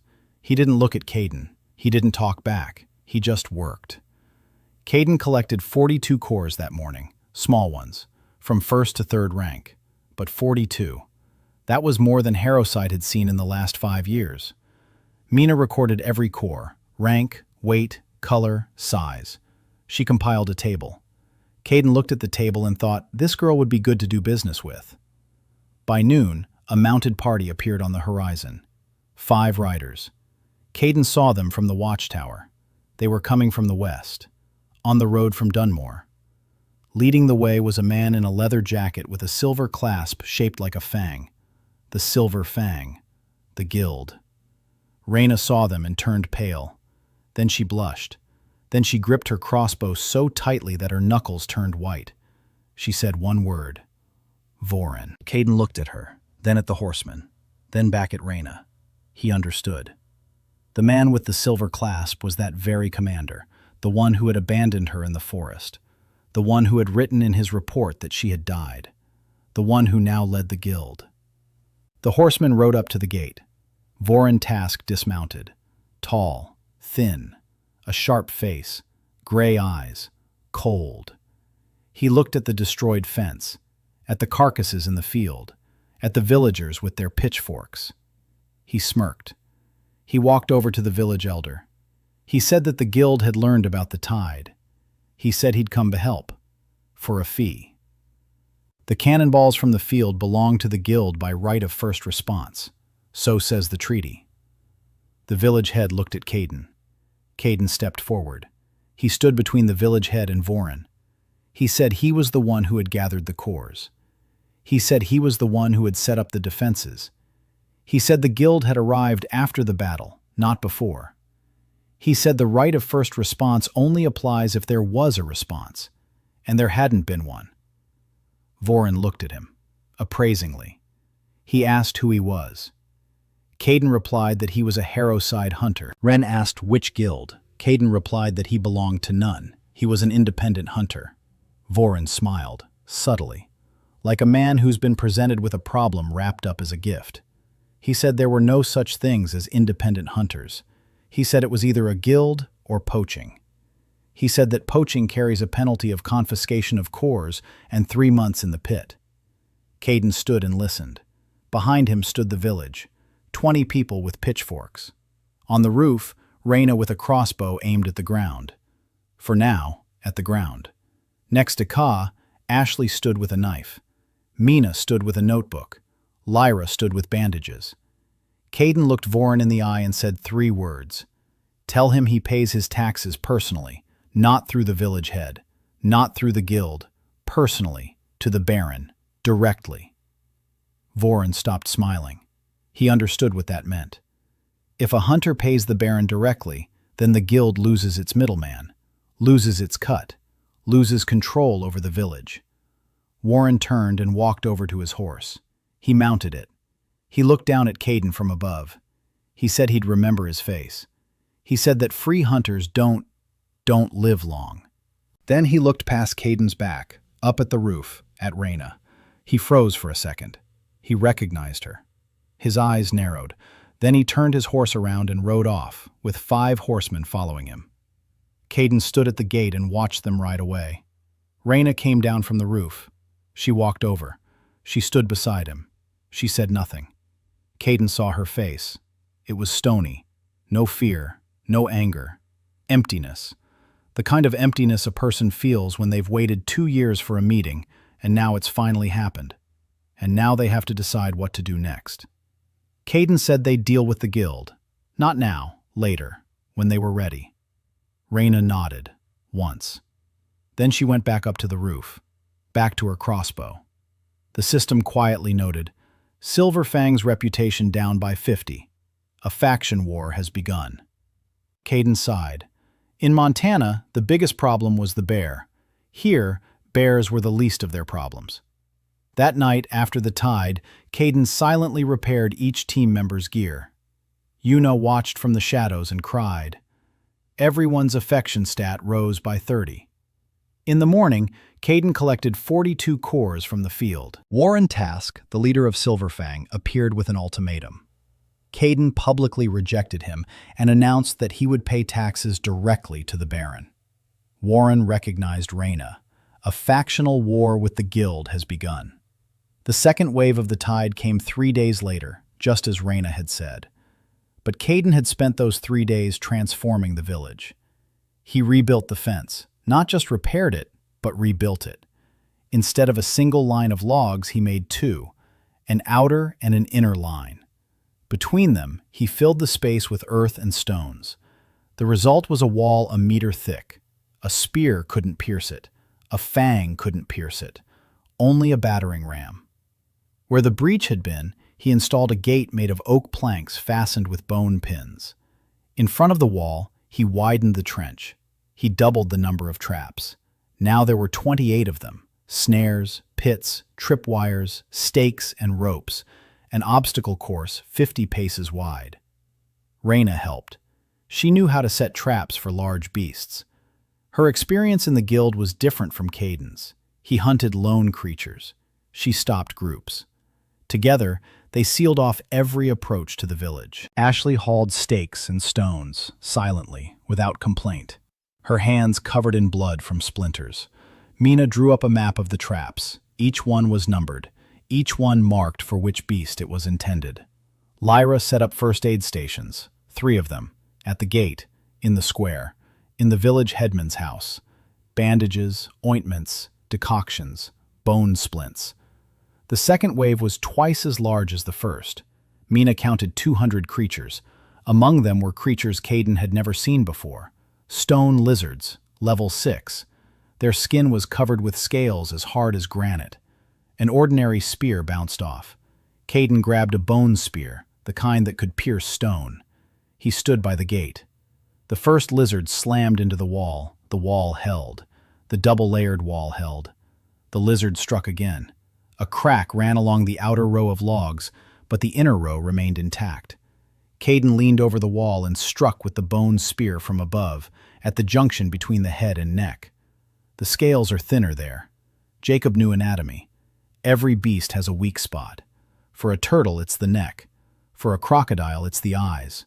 For a lizard, it's the junction of the scales. The spear went in, and the lizard collapsed. Raina was shooting from the roof. Bolts with bone tips pierced the scales of the smaller lizards 30 paces away. Ashley was at work with her knife by the gate, quickly, viciously. A boar's tusk sank into the creature's flesh and emerged with a wet crunch. Mina shouted the count from the watchtower. 300. 400. The wave was growing. The battle lasted 4 hours. The wall held. The traps took out 70 creatures before they reached the fence. Raina took out another 30. Caden killed 12 himself. The villagers finished off the rest. 2 people died this time. An old man who didn't manage to get off the wall when a lizard rammed its head into it, and a young shepherd boy. The very same one who was the first to spot Caden on the trail. He was 10 years old. He ran across the square after his goat, and a third-level wolf got him before Caden could reach him. Caden stood over the boy's body and stared. 10 years old. The goat was bleeding nearby, alive, unharmed. The boy had died for the goat. Caden closed the boy's eyes. He lifted the body, carried it to the village elder's house, laid it on the table. Lyra covered him with a sheet. Caden went outside. He sat down on the steps. His hands were shaking, not from fear, from helplessness. 10 years old, a goat. Jacob had lost a partner to a bear in Montana. Here he was losing children to wolves. The scale was different. The pain was the same. The third wave came 2 days later, smaller than the second, 150, but with a leader, an 8th-level alpha wolf, huge, black, with silver stripes along its spine. He stood on a hill beyond the field and looked down at the village. He didn't run. He didn't attack. He just stood and watched. His pack was advancing on the walls, and he stood there observing, like a commander, like a general. Caden saw him from the watchtower. Level 8. That was higher than a 2-headed bear, higher than anything Caden had ever killed. The system showed his chances in a one-on-one fight at 9%. 9%. Caden smirked. He'd already beaten a boar with a 12% chance. 9 wasn't much worse. But Caden didn't go alone. He stepped out onto the bridge over the stream. His team lined up behind him. Raina with a crossbow, Ashley with a knife, Lyra with a torch. Mina was counting from the watchtower. Even Garrett stood there, with an axe, in silence. Caden looked at him. Garrett didn't look back. He was staring at the field, at the beasts, at the alpha. Caden nodded, understood. The pack charged the walls. The walls held. The traps took out the beasts by the dozen. Raina was shooting. Ashley was slashing. The villagers were stabbing with pitchforks. The battle lasted an hour, 2. The pack was thinning. And then the alpha moved. He walked across the field through the corpses of his own kind. Slowly, confidently. He bypassed the traps. Every single one. As if he could see them. Caden understood. Level 8. It's not just strength. It's intelligence. The beast had learned from the pack's mistakes. The beast saw where they had perished and took a different path. The alpha reached the wall and struck. With a single blow of his paw, he smashed through the double masonry. Logs flew apart. Stones rained down. Standing in the breach was a beast as tall as a horse. Its black fur glistened in the light of the torches. Its eyes were white, not yellow like those of ordinary wolves, but white, like 2 pieces of ice. Caden stepped onto the bridge in front of the breach, a spear in his hands, a bone spear, heavy, the very one that had pierced the stone. The alpha looked at him. Caden looked at the alpha. A second, 2, 3. The alpha leaped. Caden ducked under the leap and thrust his spear upward. The tip pierced its side. not deeply. The scales on its belly were hard. The alpha spun in midair and lashed out with its tail. Caden was sent flying 3 meters.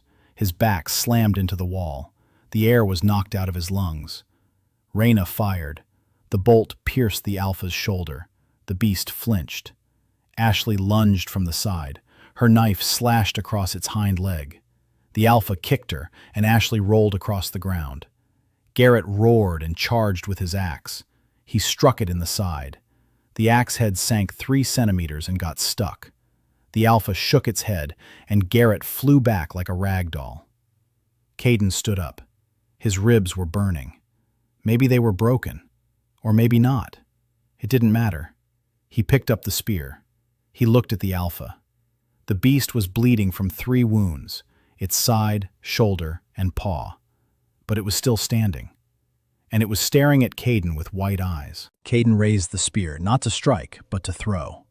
Back in Montana, he'd thrown a harpoon at a moose from 20 paces. Here, it was 5. He threw it. The bone spear pierced the alpha's throat, all the way through. The tip emerged from the other side of its neck. The beast wheezed. Its front paws buckled. It fell to its knees, then onto its side. Its white eyes faded slowly. Caden stood over it, breathing heavily. The voice in his head rang out, but not as usual. Louder, brighter. And at the end, the voice laughed. For the first time, softly, like a person amused by something only he can see.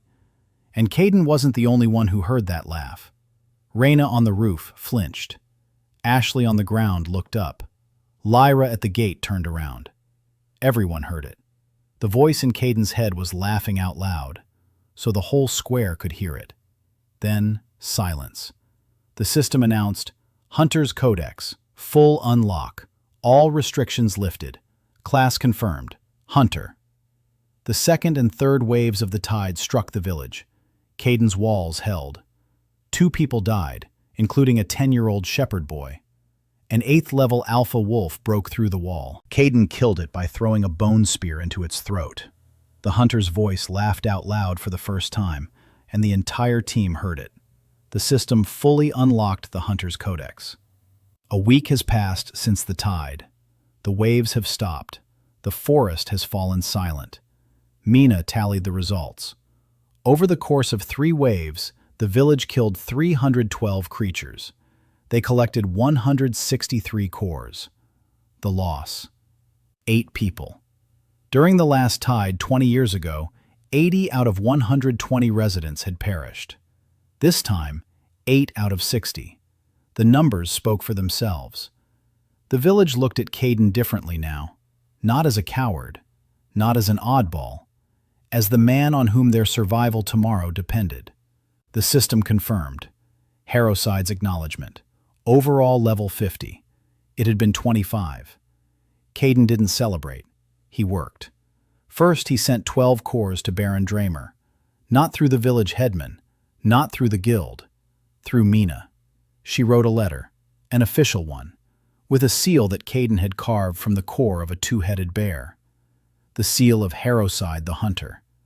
The letter stated that the tax had been paid directly, without intermediaries. Mina sent the letter with a trade caravan passing through Dunmore. Caden knew the Baron would receive the letter and understand. Someone in his villages had decided to go it alone. That meant the Baron would send men, or assassins, or both. They had to be prepared. Next, Caden went to Dunmore, an hour's walk to the west. A small town, 2,000 people, a market, a blacksmith shop, an inn, the guild office, the Temple of the Order of the Moon. Caden wasn't heading to the market. He was heading to Selena Rowe, his cousin, a blacksmith's apprentice. He found the smithy on the outskirts of town, an old building made of stone and brick, a sign with an anvil. It was hot inside. It smelled of coal and red-hot iron. An old man in a leather apron stood by the forge, the master blacksmith. A woman was working beside him, 25 years old, broad shoulders, strong arms. Her hair was tucked under a headscarf. Her face was smudged with soot. Selena Rowe. She saw Caden and dropped her hammer. She ran over. She wrapped her arms around him. She squeezed so hard that Caden's ribs cracked, ribs that were already aching from the alpha. She said she thought he was dead. That word had reached Dunmore that he'd been sent into the forest, that she'd wanted to go after him, but the master wouldn't let her. Caden said he was alive, more than alive. He pulled a two-headed bear pelt out of his bag, rolled up, heavy, and laid it on the workbench. Selena unrolled it. She saw two heads. She froze. She looked at Caden. He said he needed a spear, a real one, made of steel and bone, fitting his arm, fitting his stride, fitting his height. He said he'd pay with cores. He placed 3 cores on the workbench, 5th and 6th rank. Selena stared at the cores, at the hide, at Caden. Then she turned to the master. The old man stood by the forge, motionless. He was looking at the cores. His eyes were wide open. He knew what they were. He knew how much they were worth. Selena told the master she would take the order. The master nodded, slowly, like a man who sees that the world has changed and is trying to get used to it. Selena worked on the spear for 4 days. Caden came every day. He sat in the forge. He watched. Sometimes he offered advice. The length of the shaft, the angle of the tip, balance, weight. Selena listened and made adjustments. She reforged the tip 3 times until it fit Caden's hand like an extension of his body. The shaft was made of ironwood. The tip was steel with a bone core. His idea. A bone rod inside the steel tip. When the steel pierces the hide, the bone enters the flesh and shatters inside. The shards remain in the wound. The beast cannot pull it out. The bleeding does not stop. Selena looked at the drawing and said it was cruel. Caden replied that cruelty is when a 10-year-old boy dies for a goat. This, he said, was an engineering solution. Selena nodded and set to work. On the 5th day, the spear was ready. Caden took it in his hands and realized he had never held anything like it in his life. 2 meters, 4 kilograms. Perfect balance. The tip was as sharp as a razor. The shaft wouldn't bend or break. He twirled it in his hands. Once. Twice. His body instinctively assumed a fighting stance. The spear sang through the air, a faint whistle, like a voice. Selena looked at him and smiled. For the first time in all her years in the forge, she had made something she was proud of. The system noted it. Selena's recognition. It was 40. It became 50. Caden thanked her, not with words. He pulled a knife from his bag, a blacksmith's knife, made from the fang of an alpha wolf. Small, curved, perfect for trimming metal, tailored to her hand, to her grip. Selena took the knife and was silent for a long time. Then she said it was the best tool she'd ever seen. Caden nodded and left. On the way back to Harrowside, Yu-Na Park was waiting for him. She was standing on the road, alone, in a monk's robe, with a staff, with a smile. But it was a different kind of smile. Not professional, not polite. Forced. She said she knew who he was. She said that the Order of the Moon had been searching for bearers of the Hunter's Mark for 300 years. She said she was an inquisitor, not a nun, an inquisitor. She had been sent here to find and destroy the bearer of the mark. Because the Hunter's Mark isn't a gift, it's a key. The key to the heart of the dark forest. And whoever reaches the heart can either seal the barrier forever or destroy it. The Order doesn't want to take any chances. Caden listened. A spear in his hand. A new one. Heavy. Deadly. He could have struck. Yu-Na stood 3 steps away. Unarmed. Unprotected. She knew he could have struck. And yet she stood there. She said she was giving him 24 hours. To leave. To gather his team. To disappear.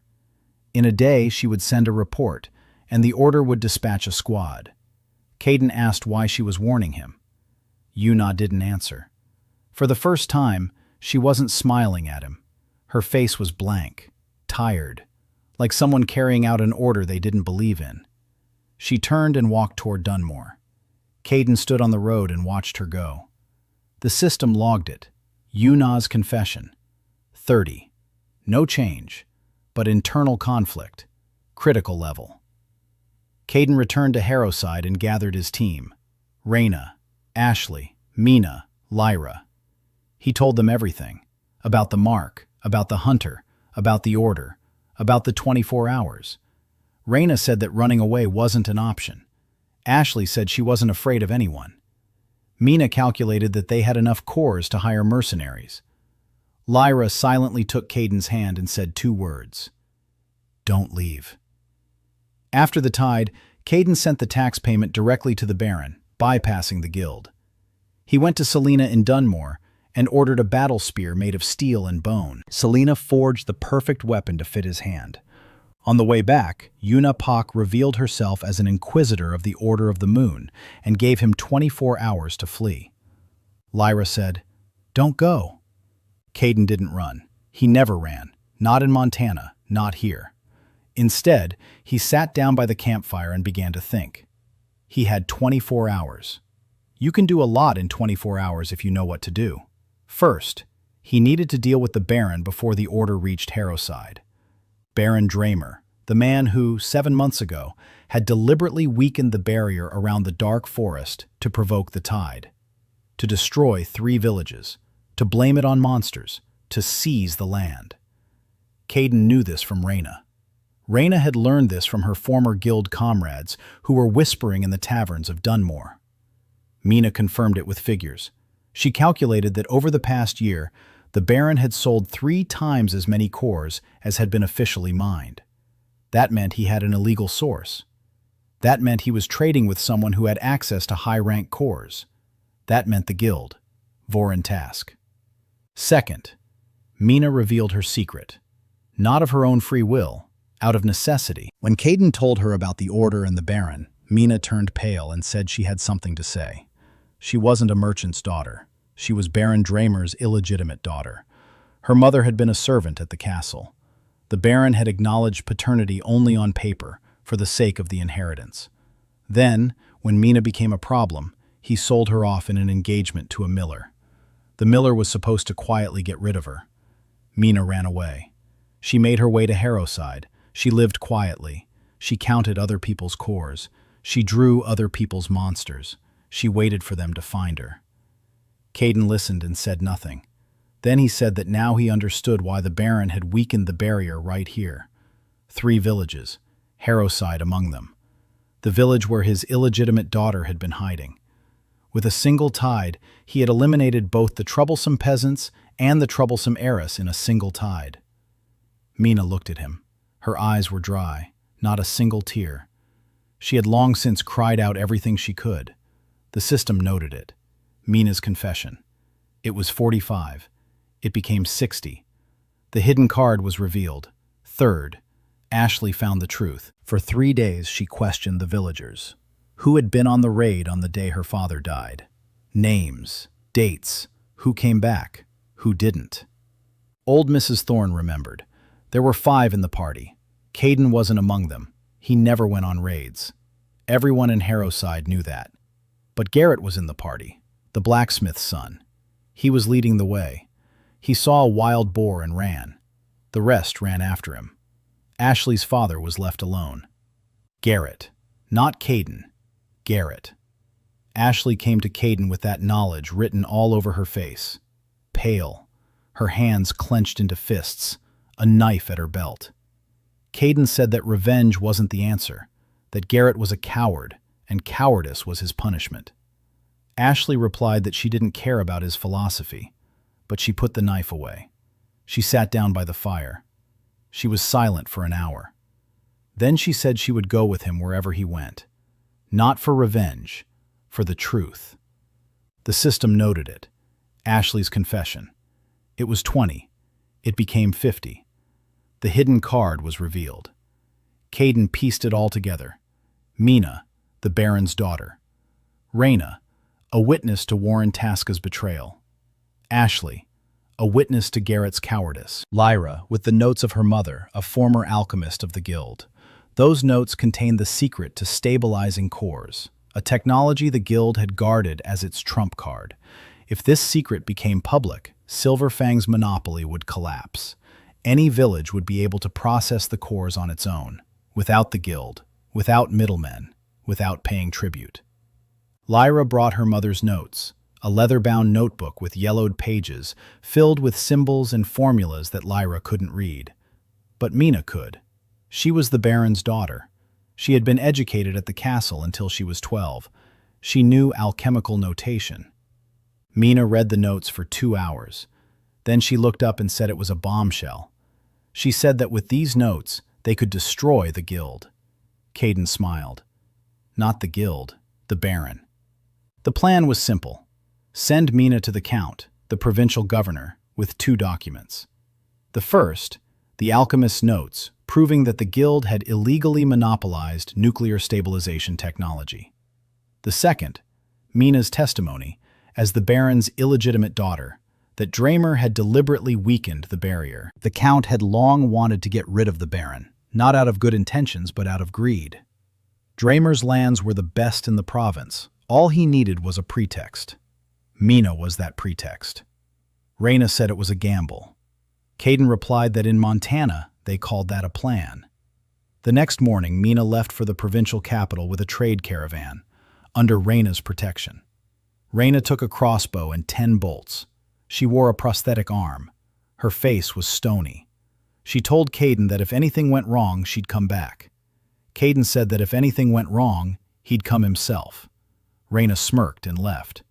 Ashley stayed in Harrowside to guard the village. Lyra stayed to tend to the wounded. Caden stayed to wait, and to prepare for the Order of the Moon to send people for him. The order arrived 5 days later. Not a squad, just one person. Yuna Park. She had returned, alone, without reinforcements. Caden saw her on the trail and went out to meet her, Selena's spear in his hand. Yuna stood before him, without a staff, without a weapon.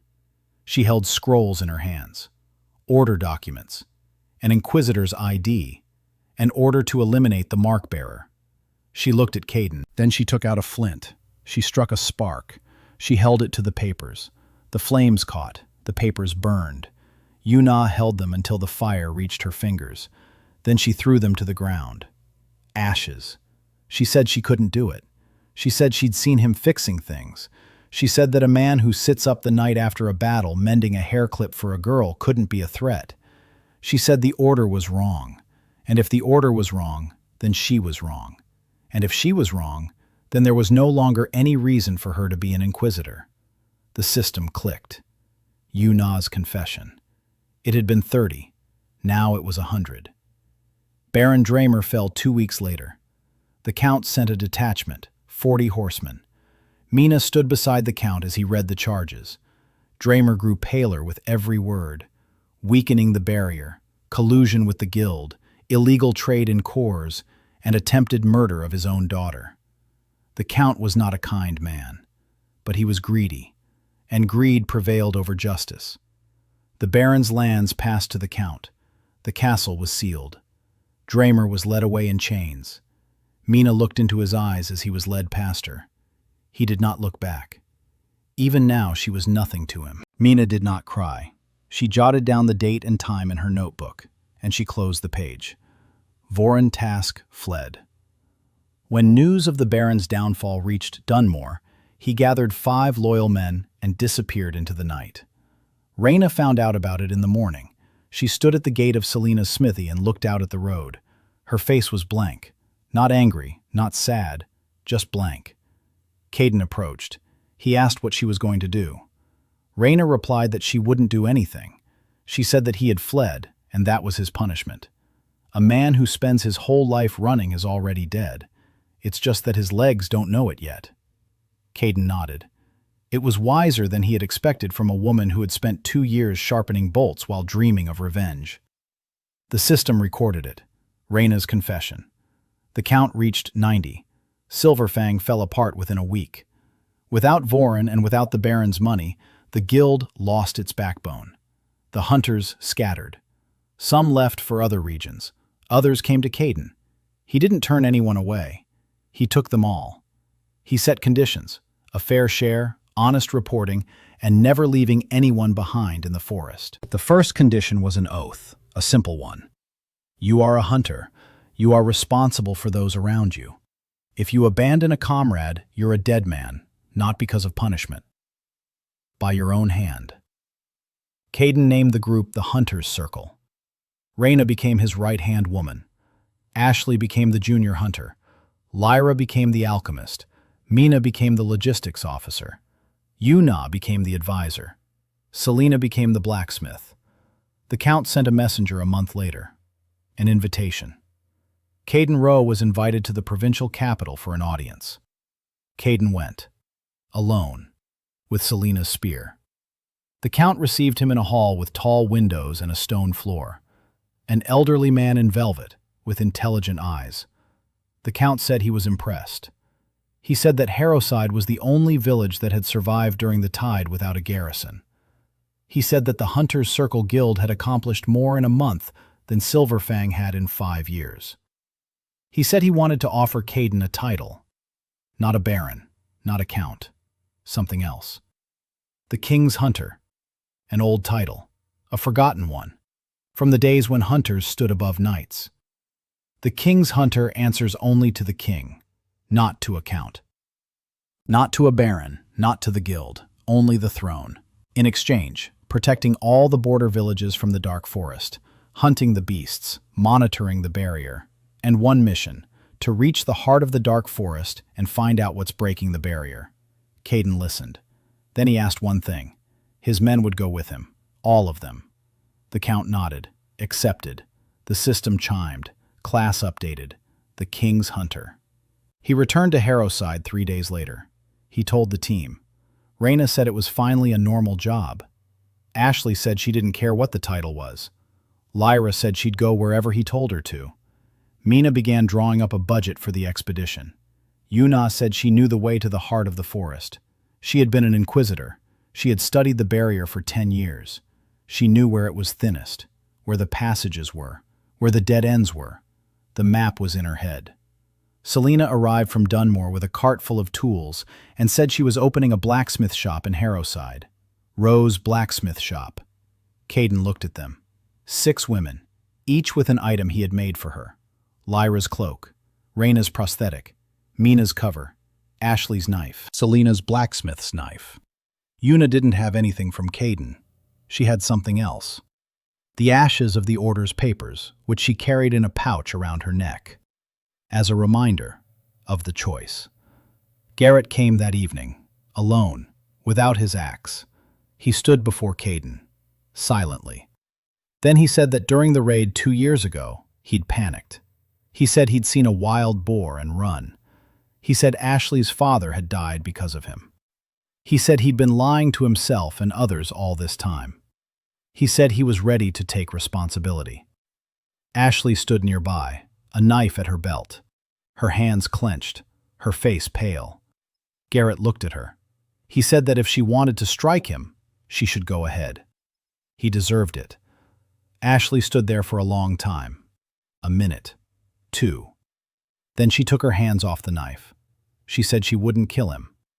She said that a dead coward is just a dead coward, but a living coward can become a human being, if he wants to. Garrett nodded. He turned to Caden. He asked if the guild needed people. Caden looked at him, for a long time. Then he said they did, but there was one condition. Never abandon anyone. Ever. Garrett said he understood. The system noted it. Garrett's approval rating. It had been 0. Now it was 10. Baron Dramer was arrested. Warren Task fled. Silverfang disbanded. Caden founded the Hunter's Circle Guild. The Count offered him the title of Hunter King with the task of reaching the heart of the dark forest. Yuna revealed that she knew the map of the forest. Selena opened Rose Forge. Garrett admitted his cowardice and asked to join the guild. Ashley forgave him. The morning before the expedition into the dark forest was clear. The first clear morning in 2 months. The sun hung low, casting a reddish glow over the trees. Harrowside was waking up. Smoke from the chimneys, the creak of gates, the lowing of cows. Sounds that Caden had learned to recognize over the past few weeks. The sounds of home. He stood on the bridge over the stream, the very bridge where the alpha wolf. The rain had long since washed away the blood. The planks had been replaced, but the spot remained. Caden looked eastward, toward the edge of the dark forest, where somewhere deep within lay the heart, the source of the tide, the reason the barrier was weakening, and the answer to the question of who the hunter was and why he had chosen Jacob Rowe from Montana. The team had gathered in the square. Raina was in full gear, a crossbow on her prosthetic arm, a quiver with 30 bolts, each with a steel tip. She stood upright, calm. 2 months ago she had been an outcast, missing an arm and having lost faith in people. Now she was the Hunter King's right-hand woman. Ashley stood beside her, a knife made from a boar's tusk on her belt, a second knife tucked behind her shin, light armor made of wolf hide. She had grown over these past months, not in size, in her eyes. The girl who came to kill had become a hunter who came to protect. Mina, with a leather-bound notebook, with a map of the forest she'd drawn based on Yuna's descriptions, with supply charts, with route calculations. She calculated everything: distance, time, food consumption, number of bolts, and the probability of encountering creatures by level. A little logistics genius, a burden who had become indispensable. Lyra, with a bag of herbs and ointments, with her mother's notes in her pocket, with a bone hairpin in her hair. Quiet, strong, the one who believed first. Yuna stood slightly to the side, without her monastic robe, in traveling clothes, with a small pouch of ashes around her neck. She knew the way. 10 years of studying the barrier, every crack, every passage, every weak spot. She had been the inquisitor sent to kill Caden, but she had become the guide leading him to his goal. Selena didn't go. She stayed behind. Rowe's forge, the village, weapons, repairs, support. She stood at the forge's gate and watched them leave. In her hand she held a hammer, her own, not the master's, her own, with the Rowe mark on the handle. The master had given her the forge, not because he wanted to, because Selena had earned it. 8 years as an apprentice. The spear she had forged for Caden was the finest weapon to come out of that smithy in 30 years. The master acknowledged it, silently, but he acknowledged it. Caden led the way. Selena's spear slung over his shoulder, a breastplate made of boar hide, reinforced with bone plates, a belt with projectiles, a knife on her hip. The body that 3 months ago couldn't run 100 steps was now carrying 20 kilograms of gear without tiring. Strength 12, endurance 14, agility 11, perception 18, skills level 3 hunter's hearing, level 2 evasion, level 2 striking power, level 2 pack tactics, level 1 engineering mindset, level 3 carcass butchering, tracking, predator bait. The hunter's code is fully unlocked. 3 months ago he was just a boy with a rotten spear. Now he was the king's hunter, with a team, with weapons, with a purpose. They entered the forest at dawn. The first day of the journey passed peacefully. Small creatures scattered as they approached. Caden could hear them 200 paces away. He guided the team past dangerous areas. Raina covered the rear. Ashley led the way. Yuna pointed the way. Mina marked the route on the map. Lyra gathered herbs along the way, rare ones, deep forest varieties, the kind that don't grow at the edge of the woods. The second day brought their first battle, a pack of lizards, 8 of them, 5th or 6th level.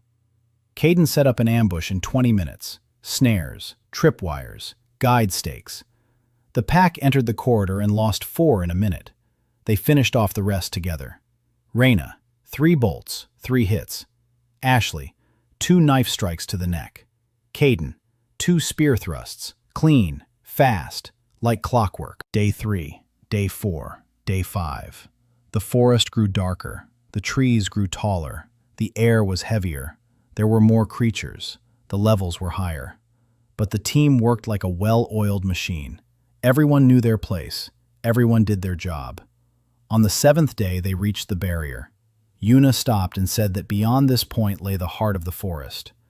The barrier was visible here, a shimmering wall of air, semi-transparent, cracked. The cracks glowed red, like veins. Yuna pointed out a passage, narrow, just wide enough for one person. Caden went through first. Beyond the barrier, the forest was different. Quiet, dead. Not a sound, not a rustle. The trees stood gray, leafless, barkless, like stone. The ground was black, soft, like ash. And in the center of this dead forest stood a tree. One, alive, enormous. Its crown reached so high into the sky that its top was invisible. Its trunk was 20 paces wide. Its bark glowed from within with a warm, golden light. This was the heart of the dark forest. A man sat at the base of the tree, in a hunter's cloak, with 2 spears on his back. He was sitting on the roots, looking at Caden. The face. Caden stopped, because the face was his. Not 18-year-old Caden Rose, 34-year-old Jacob Rose. The same face, the same eyes, the same jawline, the same scar on his chin from falling off a horse when he was 12. The man smiled, a familiar smile, and said, "Hello." The voice, that very voice, the hunter. Caden stood there looking at himself. The hunter stood up, tall, strong, wearing gear that looked like an older version of what Caden used to wear. Worn, well-earned. The hunter said he'd been waiting a long time. He said the mark on the old Caden hadn't been left by the priest. The priest was just a middleman. He was the one who left the mark. The hunter. Because he needed someone who knew how to hunt. Not to fight, not to wage war.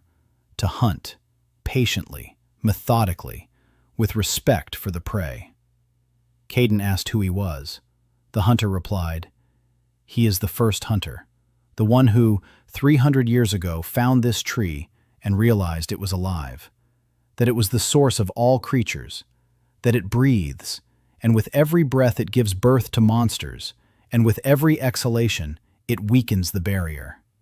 He tried to destroy it. He couldn't. The tree was older than the world, so he did something else. He became its guardian.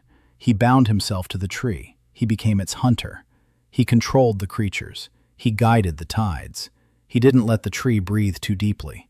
300 years, alone, without relief, without rest.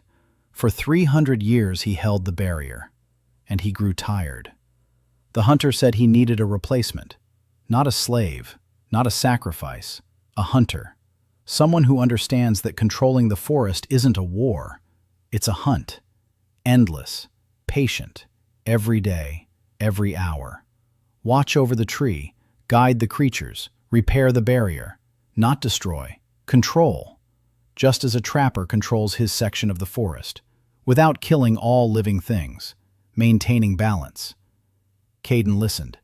He looked at the tree, at the golden light in its bark, at the dead forest all around. He understood. The tree cannot be killed. It is part of the world. To kill it is to kill the entire dark forest. And without the dark forest, there will be no cores. Without cores, there will be no hunters. Without hunters, there will be no protection. Balance. Everything depends on balance. Just like in Montana. Kill all the bears, and the deer will devour the forest. Kill all the deer, and the will come to the cities. Control, not destruction. Caden looked at his team. Raina with her crossbow, Ashley with her knife, Mina with her notebook, Lyra with her herbs, Yuna with a map in her head. They stood behind him, all of them. He turned to the hunter and said he accepted, but not alone, with them. The hunter looked at the 5 women behind Caden, looked at Selena's spear in his hand, looked at the bone plates on his chest, and laughed. That same laugh, loud, open, the one the entire square had heard on the night of the tide. He said that in 300 years, he'd never once thought that guarding the tree didn't have to be a solitary task. That he'd sat here alone for 300 years because he believed he had to be alone. And that perhaps that had been his greatest mistake. The hunter took off his cloak. He laid both spears on the ground. He placed his hand on the tree trunk. A golden light flashed. The tree sighed, deeply. as if it had held its breath for 300 years and finally exhaled.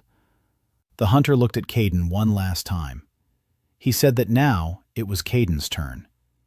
And he vanished, quietly. No flash, no thunder. He simply ceased to exist, as if he had never been there at all. Caden stood before the tree, Selena's spear in his hand, the command behind him. The golden light pulsed steadily. The tree breathed, calmly, steadily. Caden placed his hand on the bark, warm, alive. The system in his head chimed one last time. Class updated. King's Hunter promoted to Forest Hunter. Mission updated. Barrier control. Creature control. Protecting the balance. Duration, indefinite. Caden withdrew his hand. He turned to the team. 5 faces, 5 pairs of eyes. Everyone was looking at him, waiting. He told them that this was now their home, their forest, their job. He said they needed to set up camp. They needed to survey the perimeter. They needed to check the barrier. They needed to map out the trails. They needed to figure out the creatures' schedules. They needed to establish contact with the villages. There were 1,000 things to do. Raina smiled and said they'd start with traps. Ashley said she'd go on a reconnaissance mission. Mina was already drawing a map. Lyra was gathering mushrooms at the base of a tree. Yuna stood next to Caden and smiled for the first time ever. Not professionally, not politely, genuinely. Caden stuck his spear into the ground at the base of the tree, like a flag, like a marker. He looked at the golden light in the bark. He thought. In Montana, he'd hunted for the hides. Here, he would hunt for entire kingdoms. But the principle was the same. Patience, method, respect for the forest, and people by his side who cared. He sat down on the tree's roots. He took out a bone needle, a thread made of tendons. He picked up Raina's arrow whose fletching had come loose, and he began to mend it, in silence, as always.